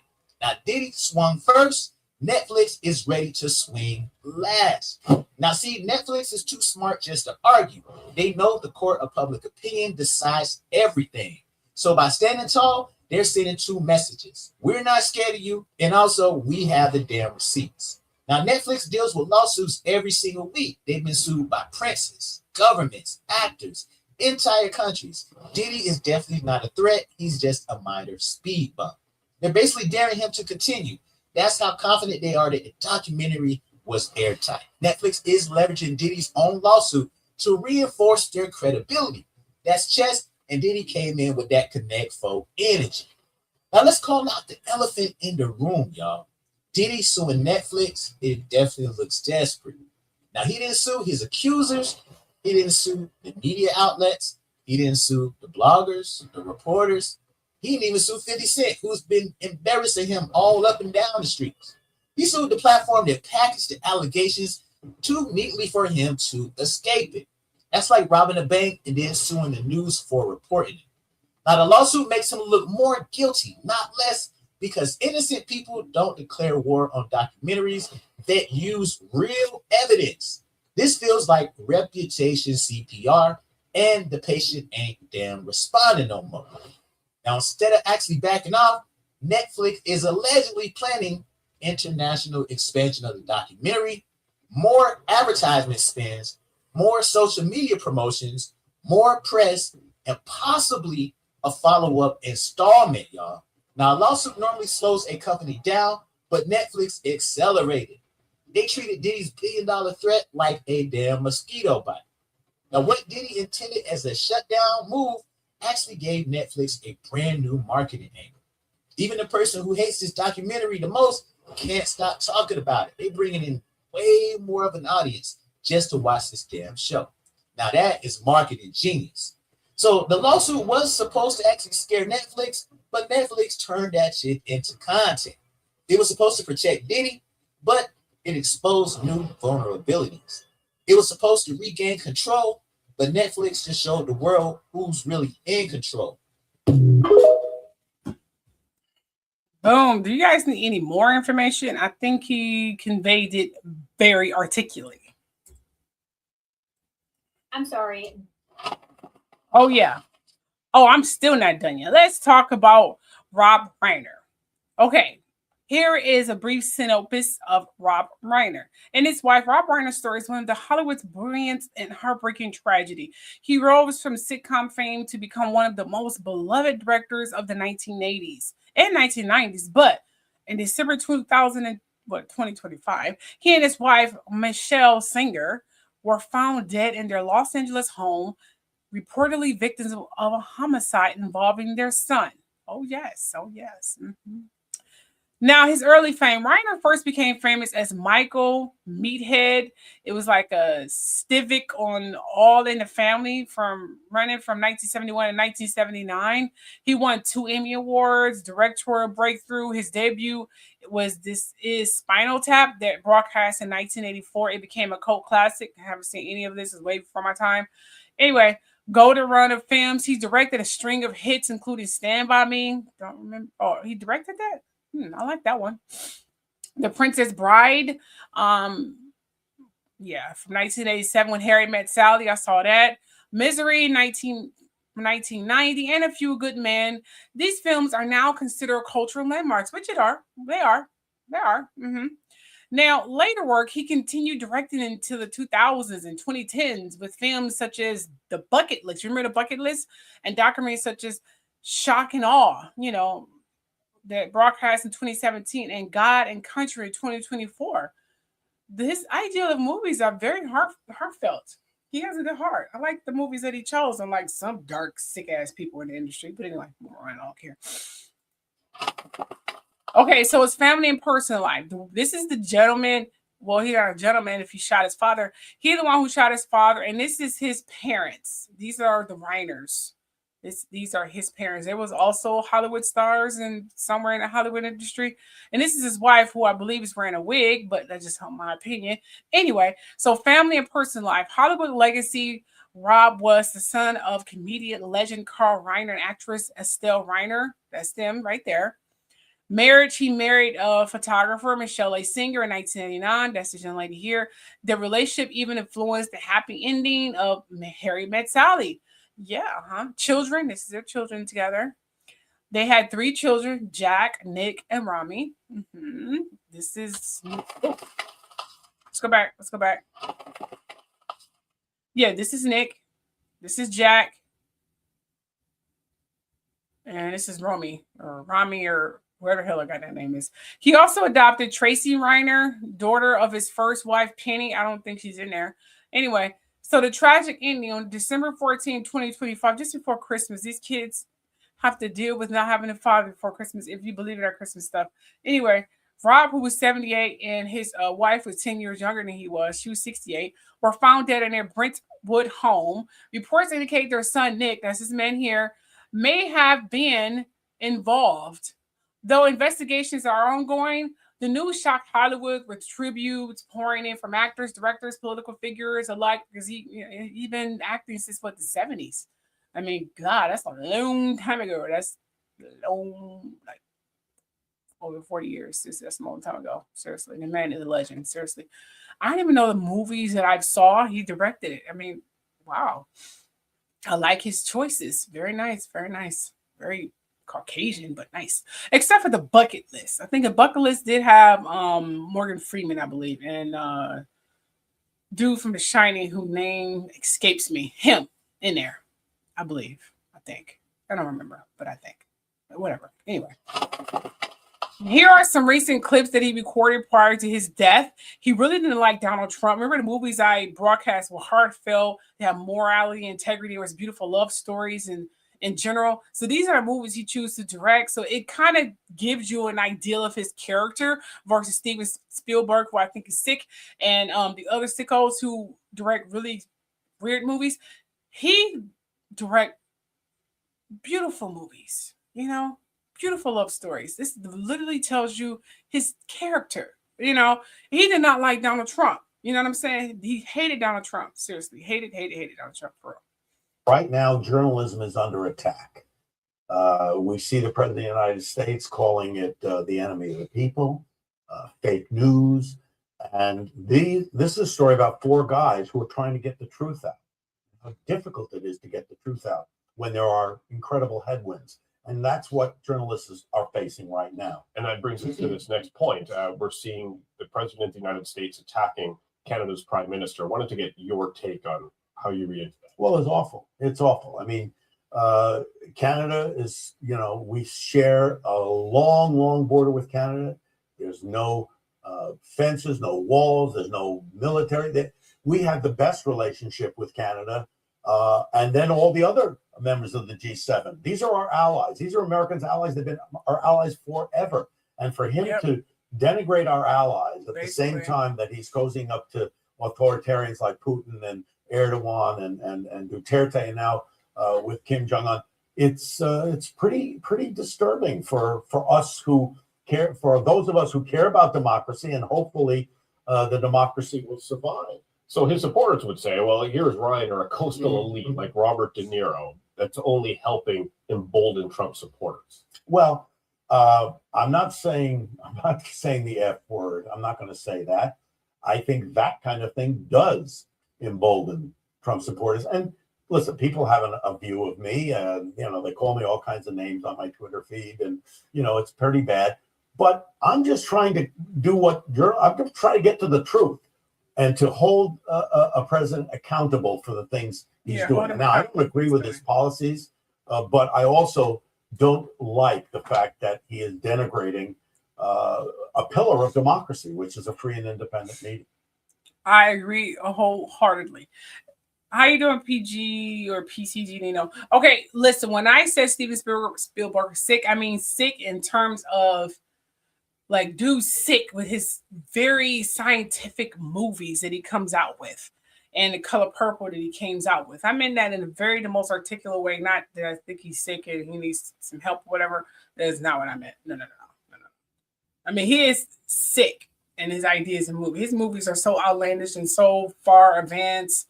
He really believes in space. I mean, he really believes in galaxies and aliens. And I mean, aliens, I won't call them aliens. I think, well, that's a whole nother video. But y'all already know where I stand in that subject. If you are a true truth seeker, you know where I stand in that subject.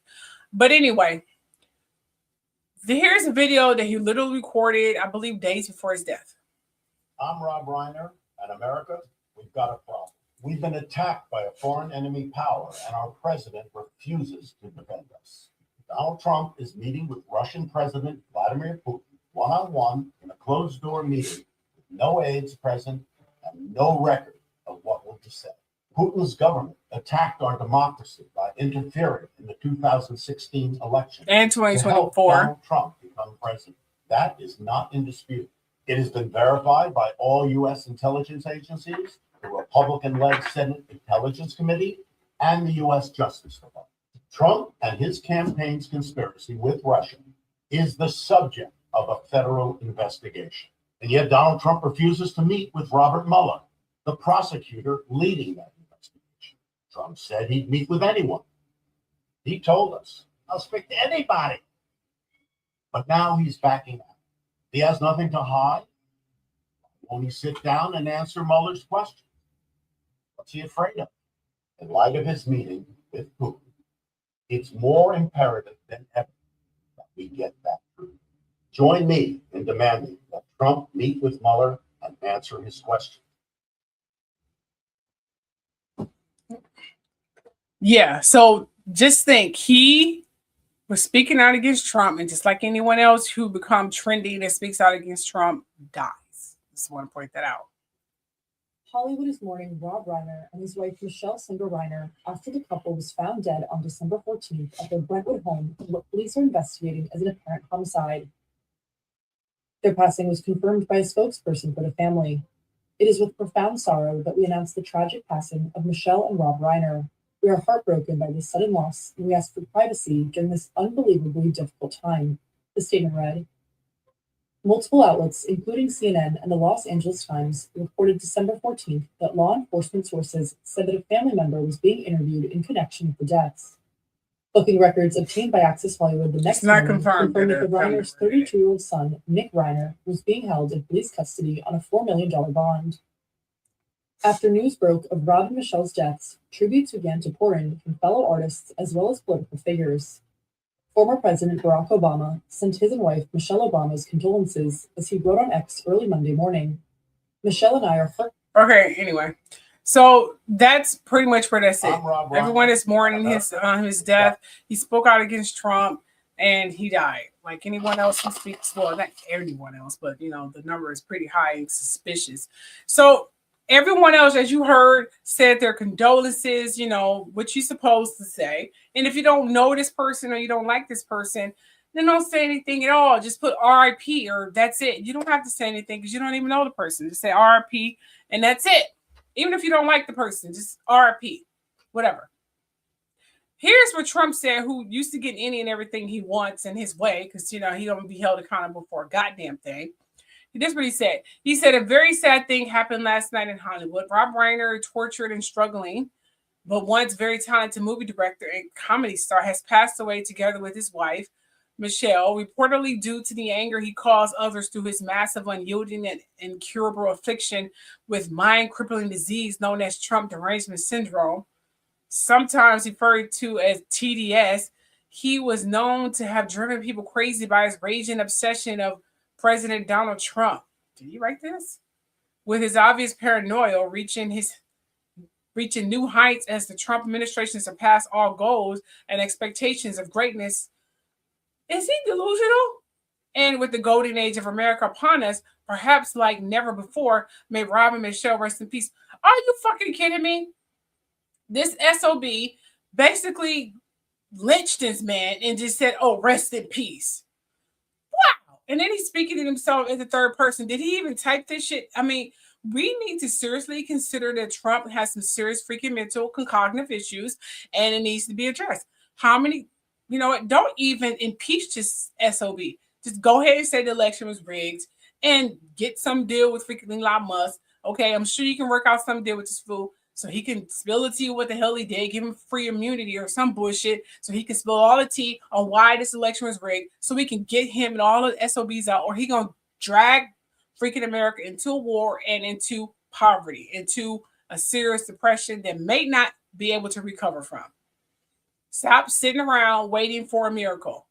Stop praying to Jesus, who's not coming back, by the way. He was a messenger, not a divinity god, but whatever. Start believing in yourselves, okay? Not him.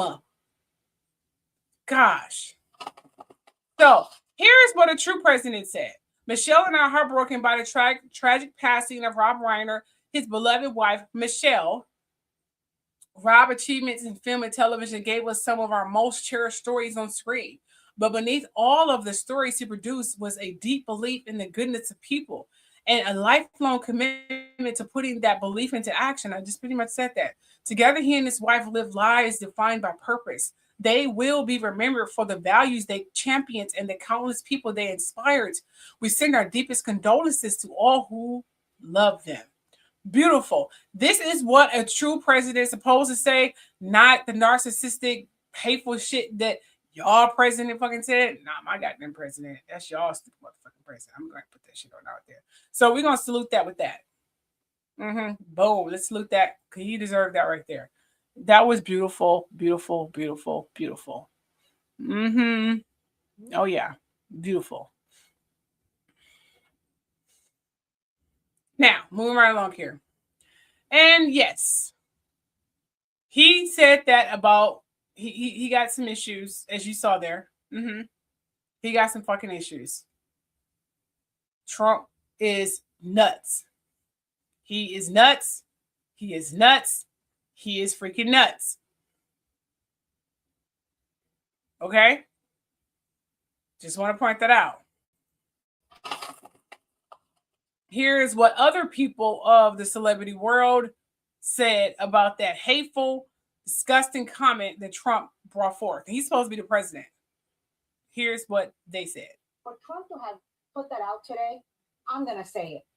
You know, damn it, there's an American family grieving. Yeah. This is a tragedy, not just for the family, but for all who knew and loved him. And for the president of the United States to make this about him and a way to attack Rob Reiner because he exercised his American right to speak up with what he disagreed with is shameful, is disgraceful. And out of all the disgusting things that Donald Trump has done, this is right up there.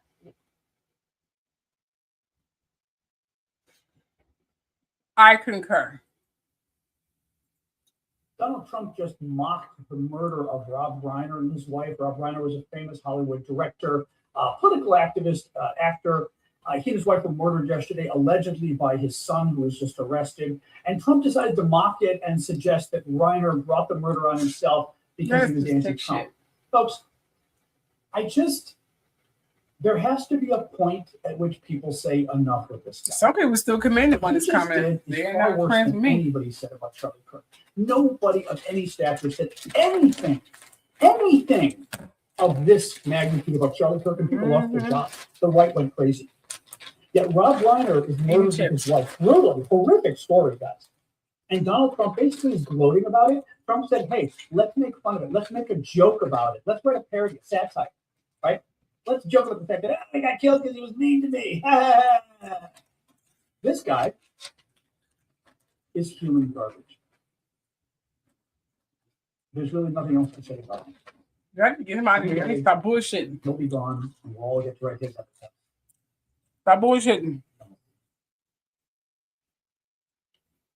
A bunch of MAGA fans are abandoning Donald Trump and calling him out for his disgusting post on the passing of Rob and Michelle Reiner. I'm sure you've all seen this post by now where Donald Trump tried to say that Rob Reiner's death was because of TDS, Trump derangement syndrome, when he was killed in his home, and some Trump fans are not happy about it. This is the comment section under that post. This person says, I respect you so much, but this was heartless and uncalled for. You could have just said RIP, love you, Mr. President, but none of the other stuff was needed. It's very sad. We are living in the world we are right now. Come on, Mr. President, not appropriate thing to write. The editor-in-chief of Christianity Today magazine said how this vile, disgusting, and immoral behavior has become normalized in the United States is something our descendants will study in school. One of Donald Trump's former lawyers said this is not the appropriate response. A Turning Point USA contributor said Trump really said, quote, "How can I make this horrific murder of a father and mother about me? Shake my head, shameful." And there are many more examples. When even MAGA is calling out Donald Trump, you know he's done something bad. Shocking, because I thought they were seriously brainwashed by the man.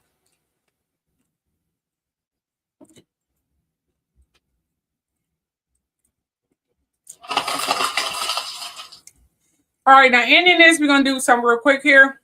Okay? But I'm just going to say this. Let me go back. It's a stunt. I'm just going to say this. Okay? Let's take away something from this horrific experience. Trump used Reiner death to tag his political views, framing it as a result of Trump derangement syndrome. He even gave it an initial, TDS. His comments stood out because most other leaders responded with condolences and respect, while Trump remarks were widely criticized as tone deaf and inflammatory. If I was his family, I would sue his sorry ass. But, you know, good luck on that sue thing, because it's literally a long list of people trying to sue him right now. And it's going nowhere. He fired most of the federal people. Seriously. He's trying to shape the federal government so it can be easy for him to get elected again. You know how all this can go away? Call the election rigged, kick them all out, throw all of their asses in jail. Call Elon Musk and work out a deal with him. Considering everything is going right now, I guarantee if you get this man free immunity, he'll tell you everything you need to know. I would. And then he'll become so freaking rich afterwards. But that's just my opinion when it comes to Elon Musk. I don't even know who's listening to this, considering hackers that got me seriously on their own freaking Wi-Fi because they're some greedy, lazy, sick son of a bitches. So may you all just die. Anyway, in ISIS name. So let's start with this. We're going to talk about brain food. It's going to be real quick, and I'm going to end it here. So there's definitely going to be a part 2, maybe. Here's to sneak peek of what's coming up. It looks like the church is really trying hard to attract more people, since a lot of folks are getting spiritual. They become more spiritual instead of the traditional religion. So you're ready for semantic schemes and questionable biblical evidence about the so-called Messiah. It'll be pretty much surprising. It'll be surprising that folks might actually buy into it. So, because I'm seeing people in the comments are buying into the whole propaganda of them proving that shroud was fake. They took a fictitious image of Jesus. Have we pretty much debunked that was the Pope's son? Okay, one of the old Pope's son, who was a homicidal maniac. Okay, that's been proven. That's a fact. That's fact. That's in records. They took a digital image and created a fake shroud because when it was dissected, they found the digital imprint of the shroud. Now, people would say, oh my gosh, the shroud is advanced beyond measures. He has this cosmic powers. We are not in Age of Pisces anymore. We are literally in eclipse of the Age of Pisces and Aquarius. Why are people still acting stupid? This proves that the shroud was fake. There was a fictitious digital imprint. What the hell is wrong with you dumbass people? So anyway, so the shroud found ages has some kind of digital imprint. That just look. The point is the shroud was fucking fake. Okay, I don't know how many times I gotta say this shit. For someone with some advanced machine to get the digital fake imprint of that shroud proves that it's fake. No way in Sam hell a shroud that was laid on him would have this digital picture on it if it was just literally covered with blood. Use your brains, you stupid fucks, okay? The shroud was fake, which I said initially anyway. Here's a video I did about that fake ass shroud. It's astonishing how they seem to be making sincere and misleading nonsense I've ever encountered. The church is eager to maintain people's confusion and compliance. They've digitally taken a well-known image of Jesus and crafted a counterfeit shroud from it. Impressive. Very impressive. And I actually did a video about this. I did. Of debunking how they were able to make this fake ass shroud. I forgot. I don't know how old this video was. And I just remembered that I actually remembered how I did this video. We're going to leave it out with this as soon as it plays. Here we go. There you guys go. In the closing here, okay, this may piss off some of you, but I don't give a damn. This is the truth show, and I'm going to be true to you. You are getting Kiki and Keisha. I am still authentic. I'm still the same. As you guys have heard, Yeshua, it's 4:30. Yeshua / Jesus, Shroud or cloak. Remember that was discovered allegedly. Y'all remember that, right? I know y'all remember that cloak that was discovered. You know, yeah, we're going to get into this cloak or shroud that was allegedly covered.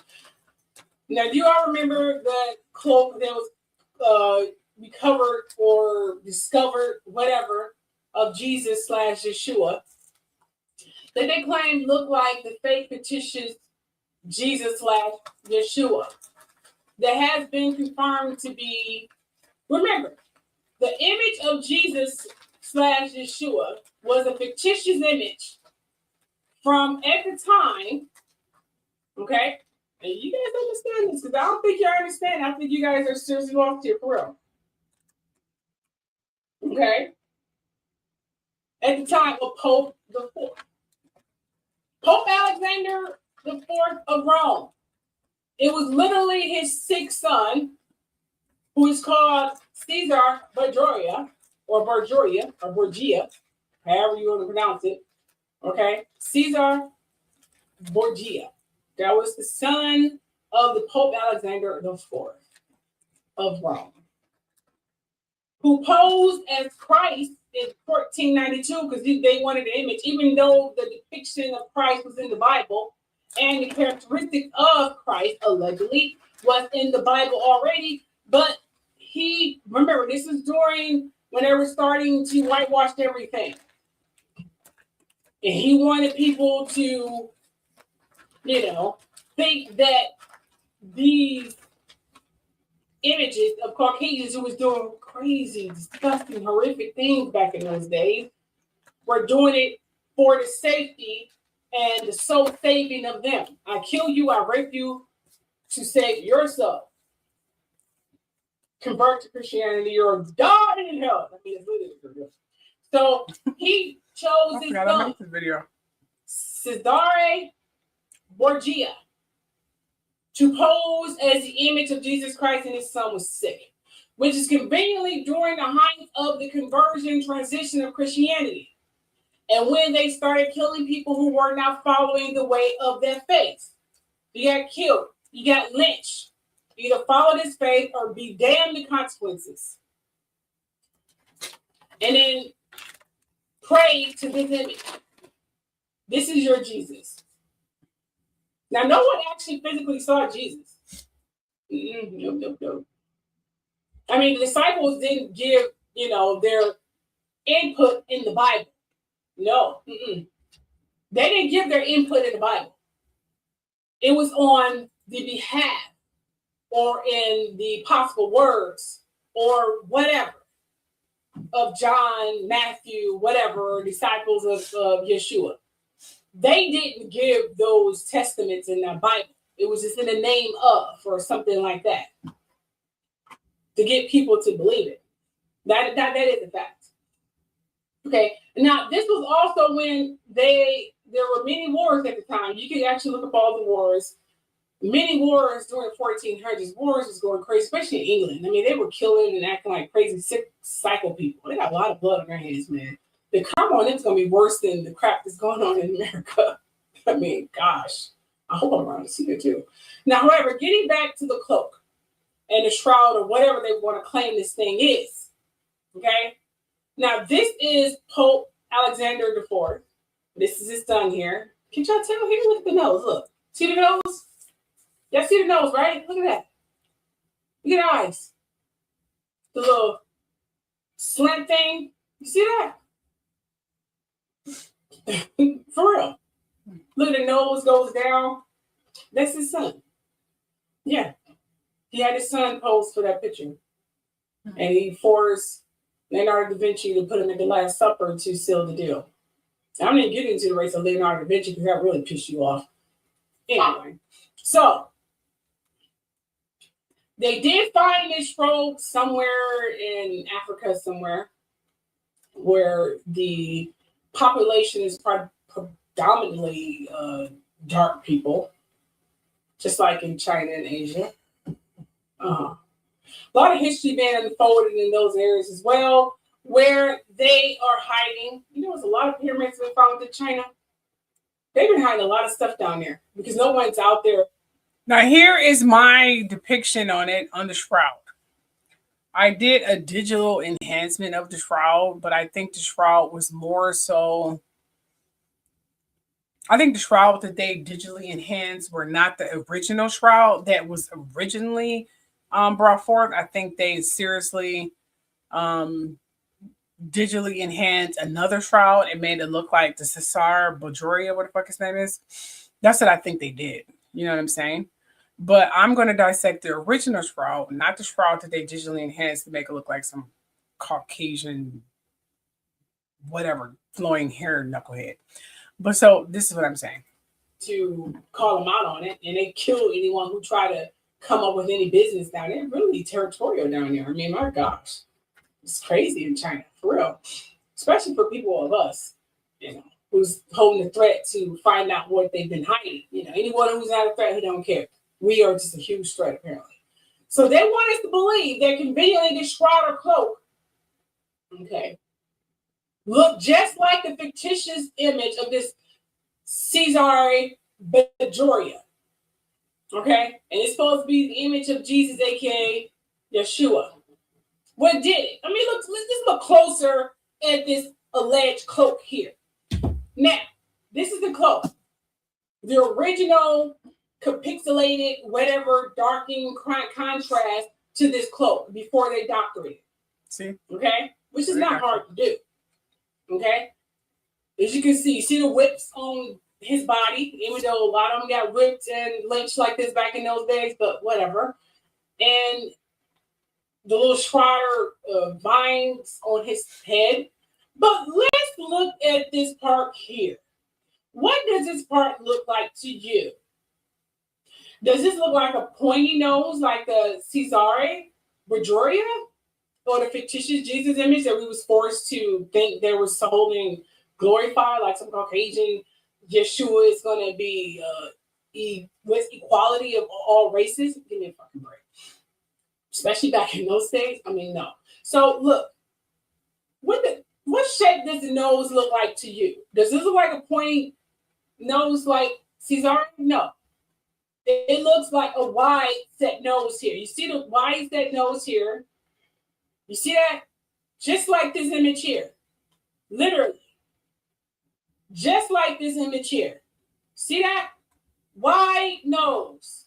Lip, mustache. Actually, damn near mirror images. Dreads.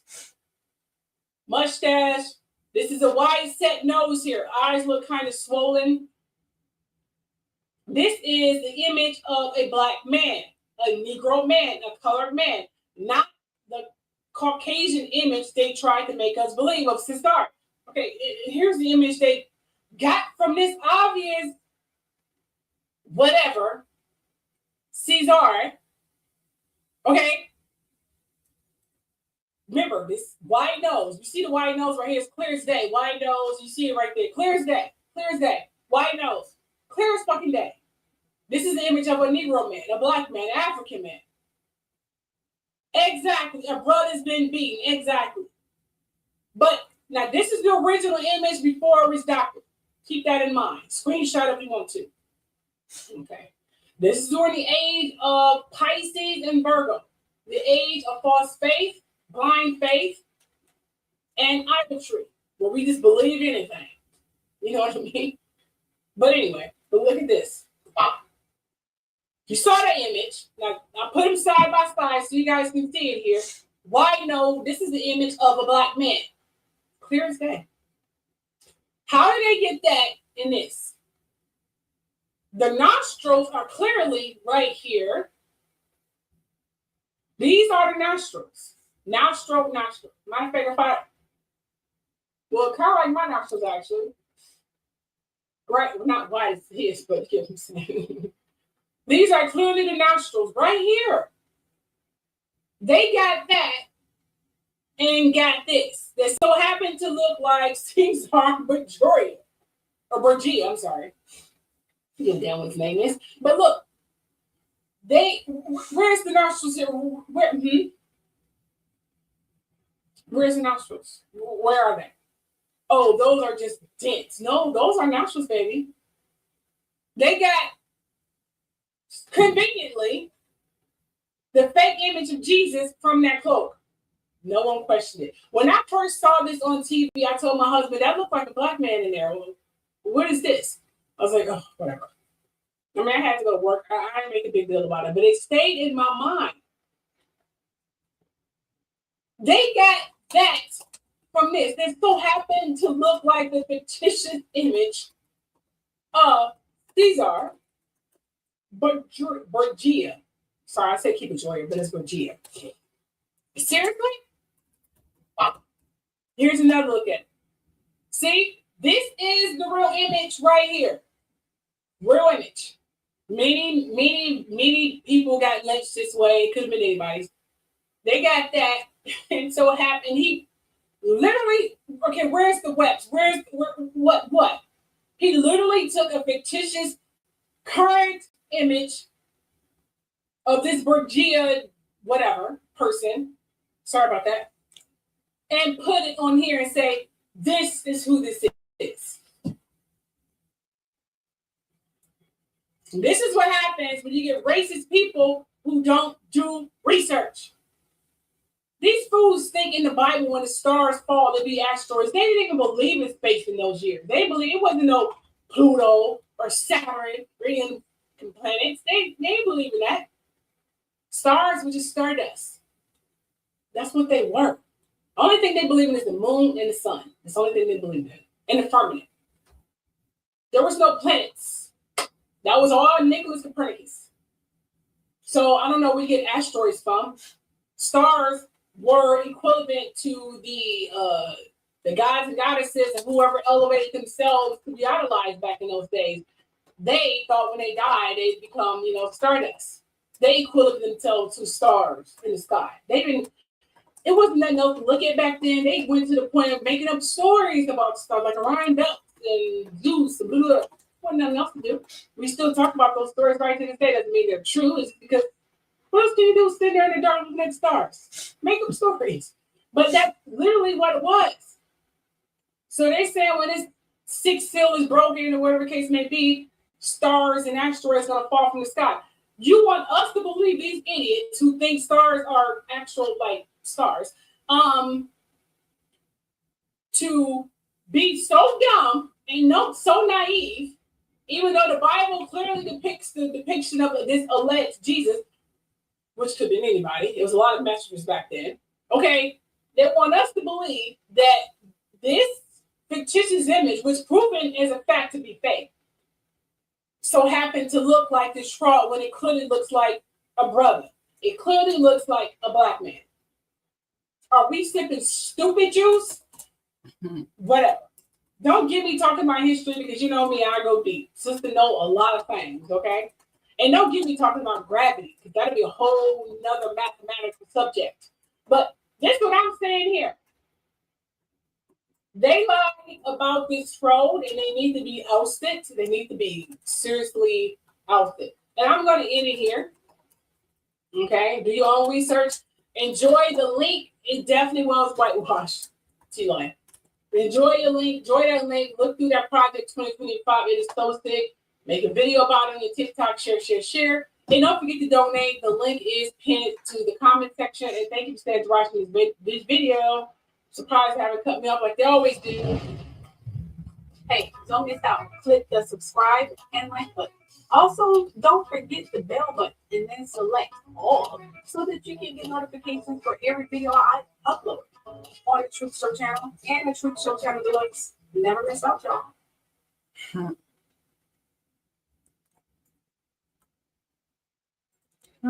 go. Let's set it there. I like that. It was nice. Very nice. Very nice. Let's see here.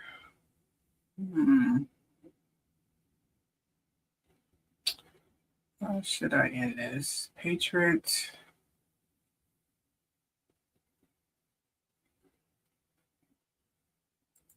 Whatever, sure. Here's a brief word from my sponsor. The world's falling apart. Every day, another shocking headline makes you wonder what tomorrow will bring. That's why those who knows what's coming are using today to prepare. I'm talking about getting your family some high-quality emergency food from My Patriot Supply. My Patriot Supply is a nation's leading preparedness company. They've been in business for going on 14 years now, and they've served millions of American families. Now they want to help you by giving you $50 off their popular 4-week emergency food kit. Oh yes, you get 4 weeks of food per person with meals designed to give you more than 2,000 calories a day. By the way, this food stays fresh up to 25 years in proper storage, so it will be there when you need it. Other food goes bad first, you know what I mean? So don't wait. Go to Prepare with My Laker with the Truth and claim your 4-week emergency food kit. You'll save $50 per kit if you act now. So prepare with me at preparewithtruth.com. Don't wait. Do it today.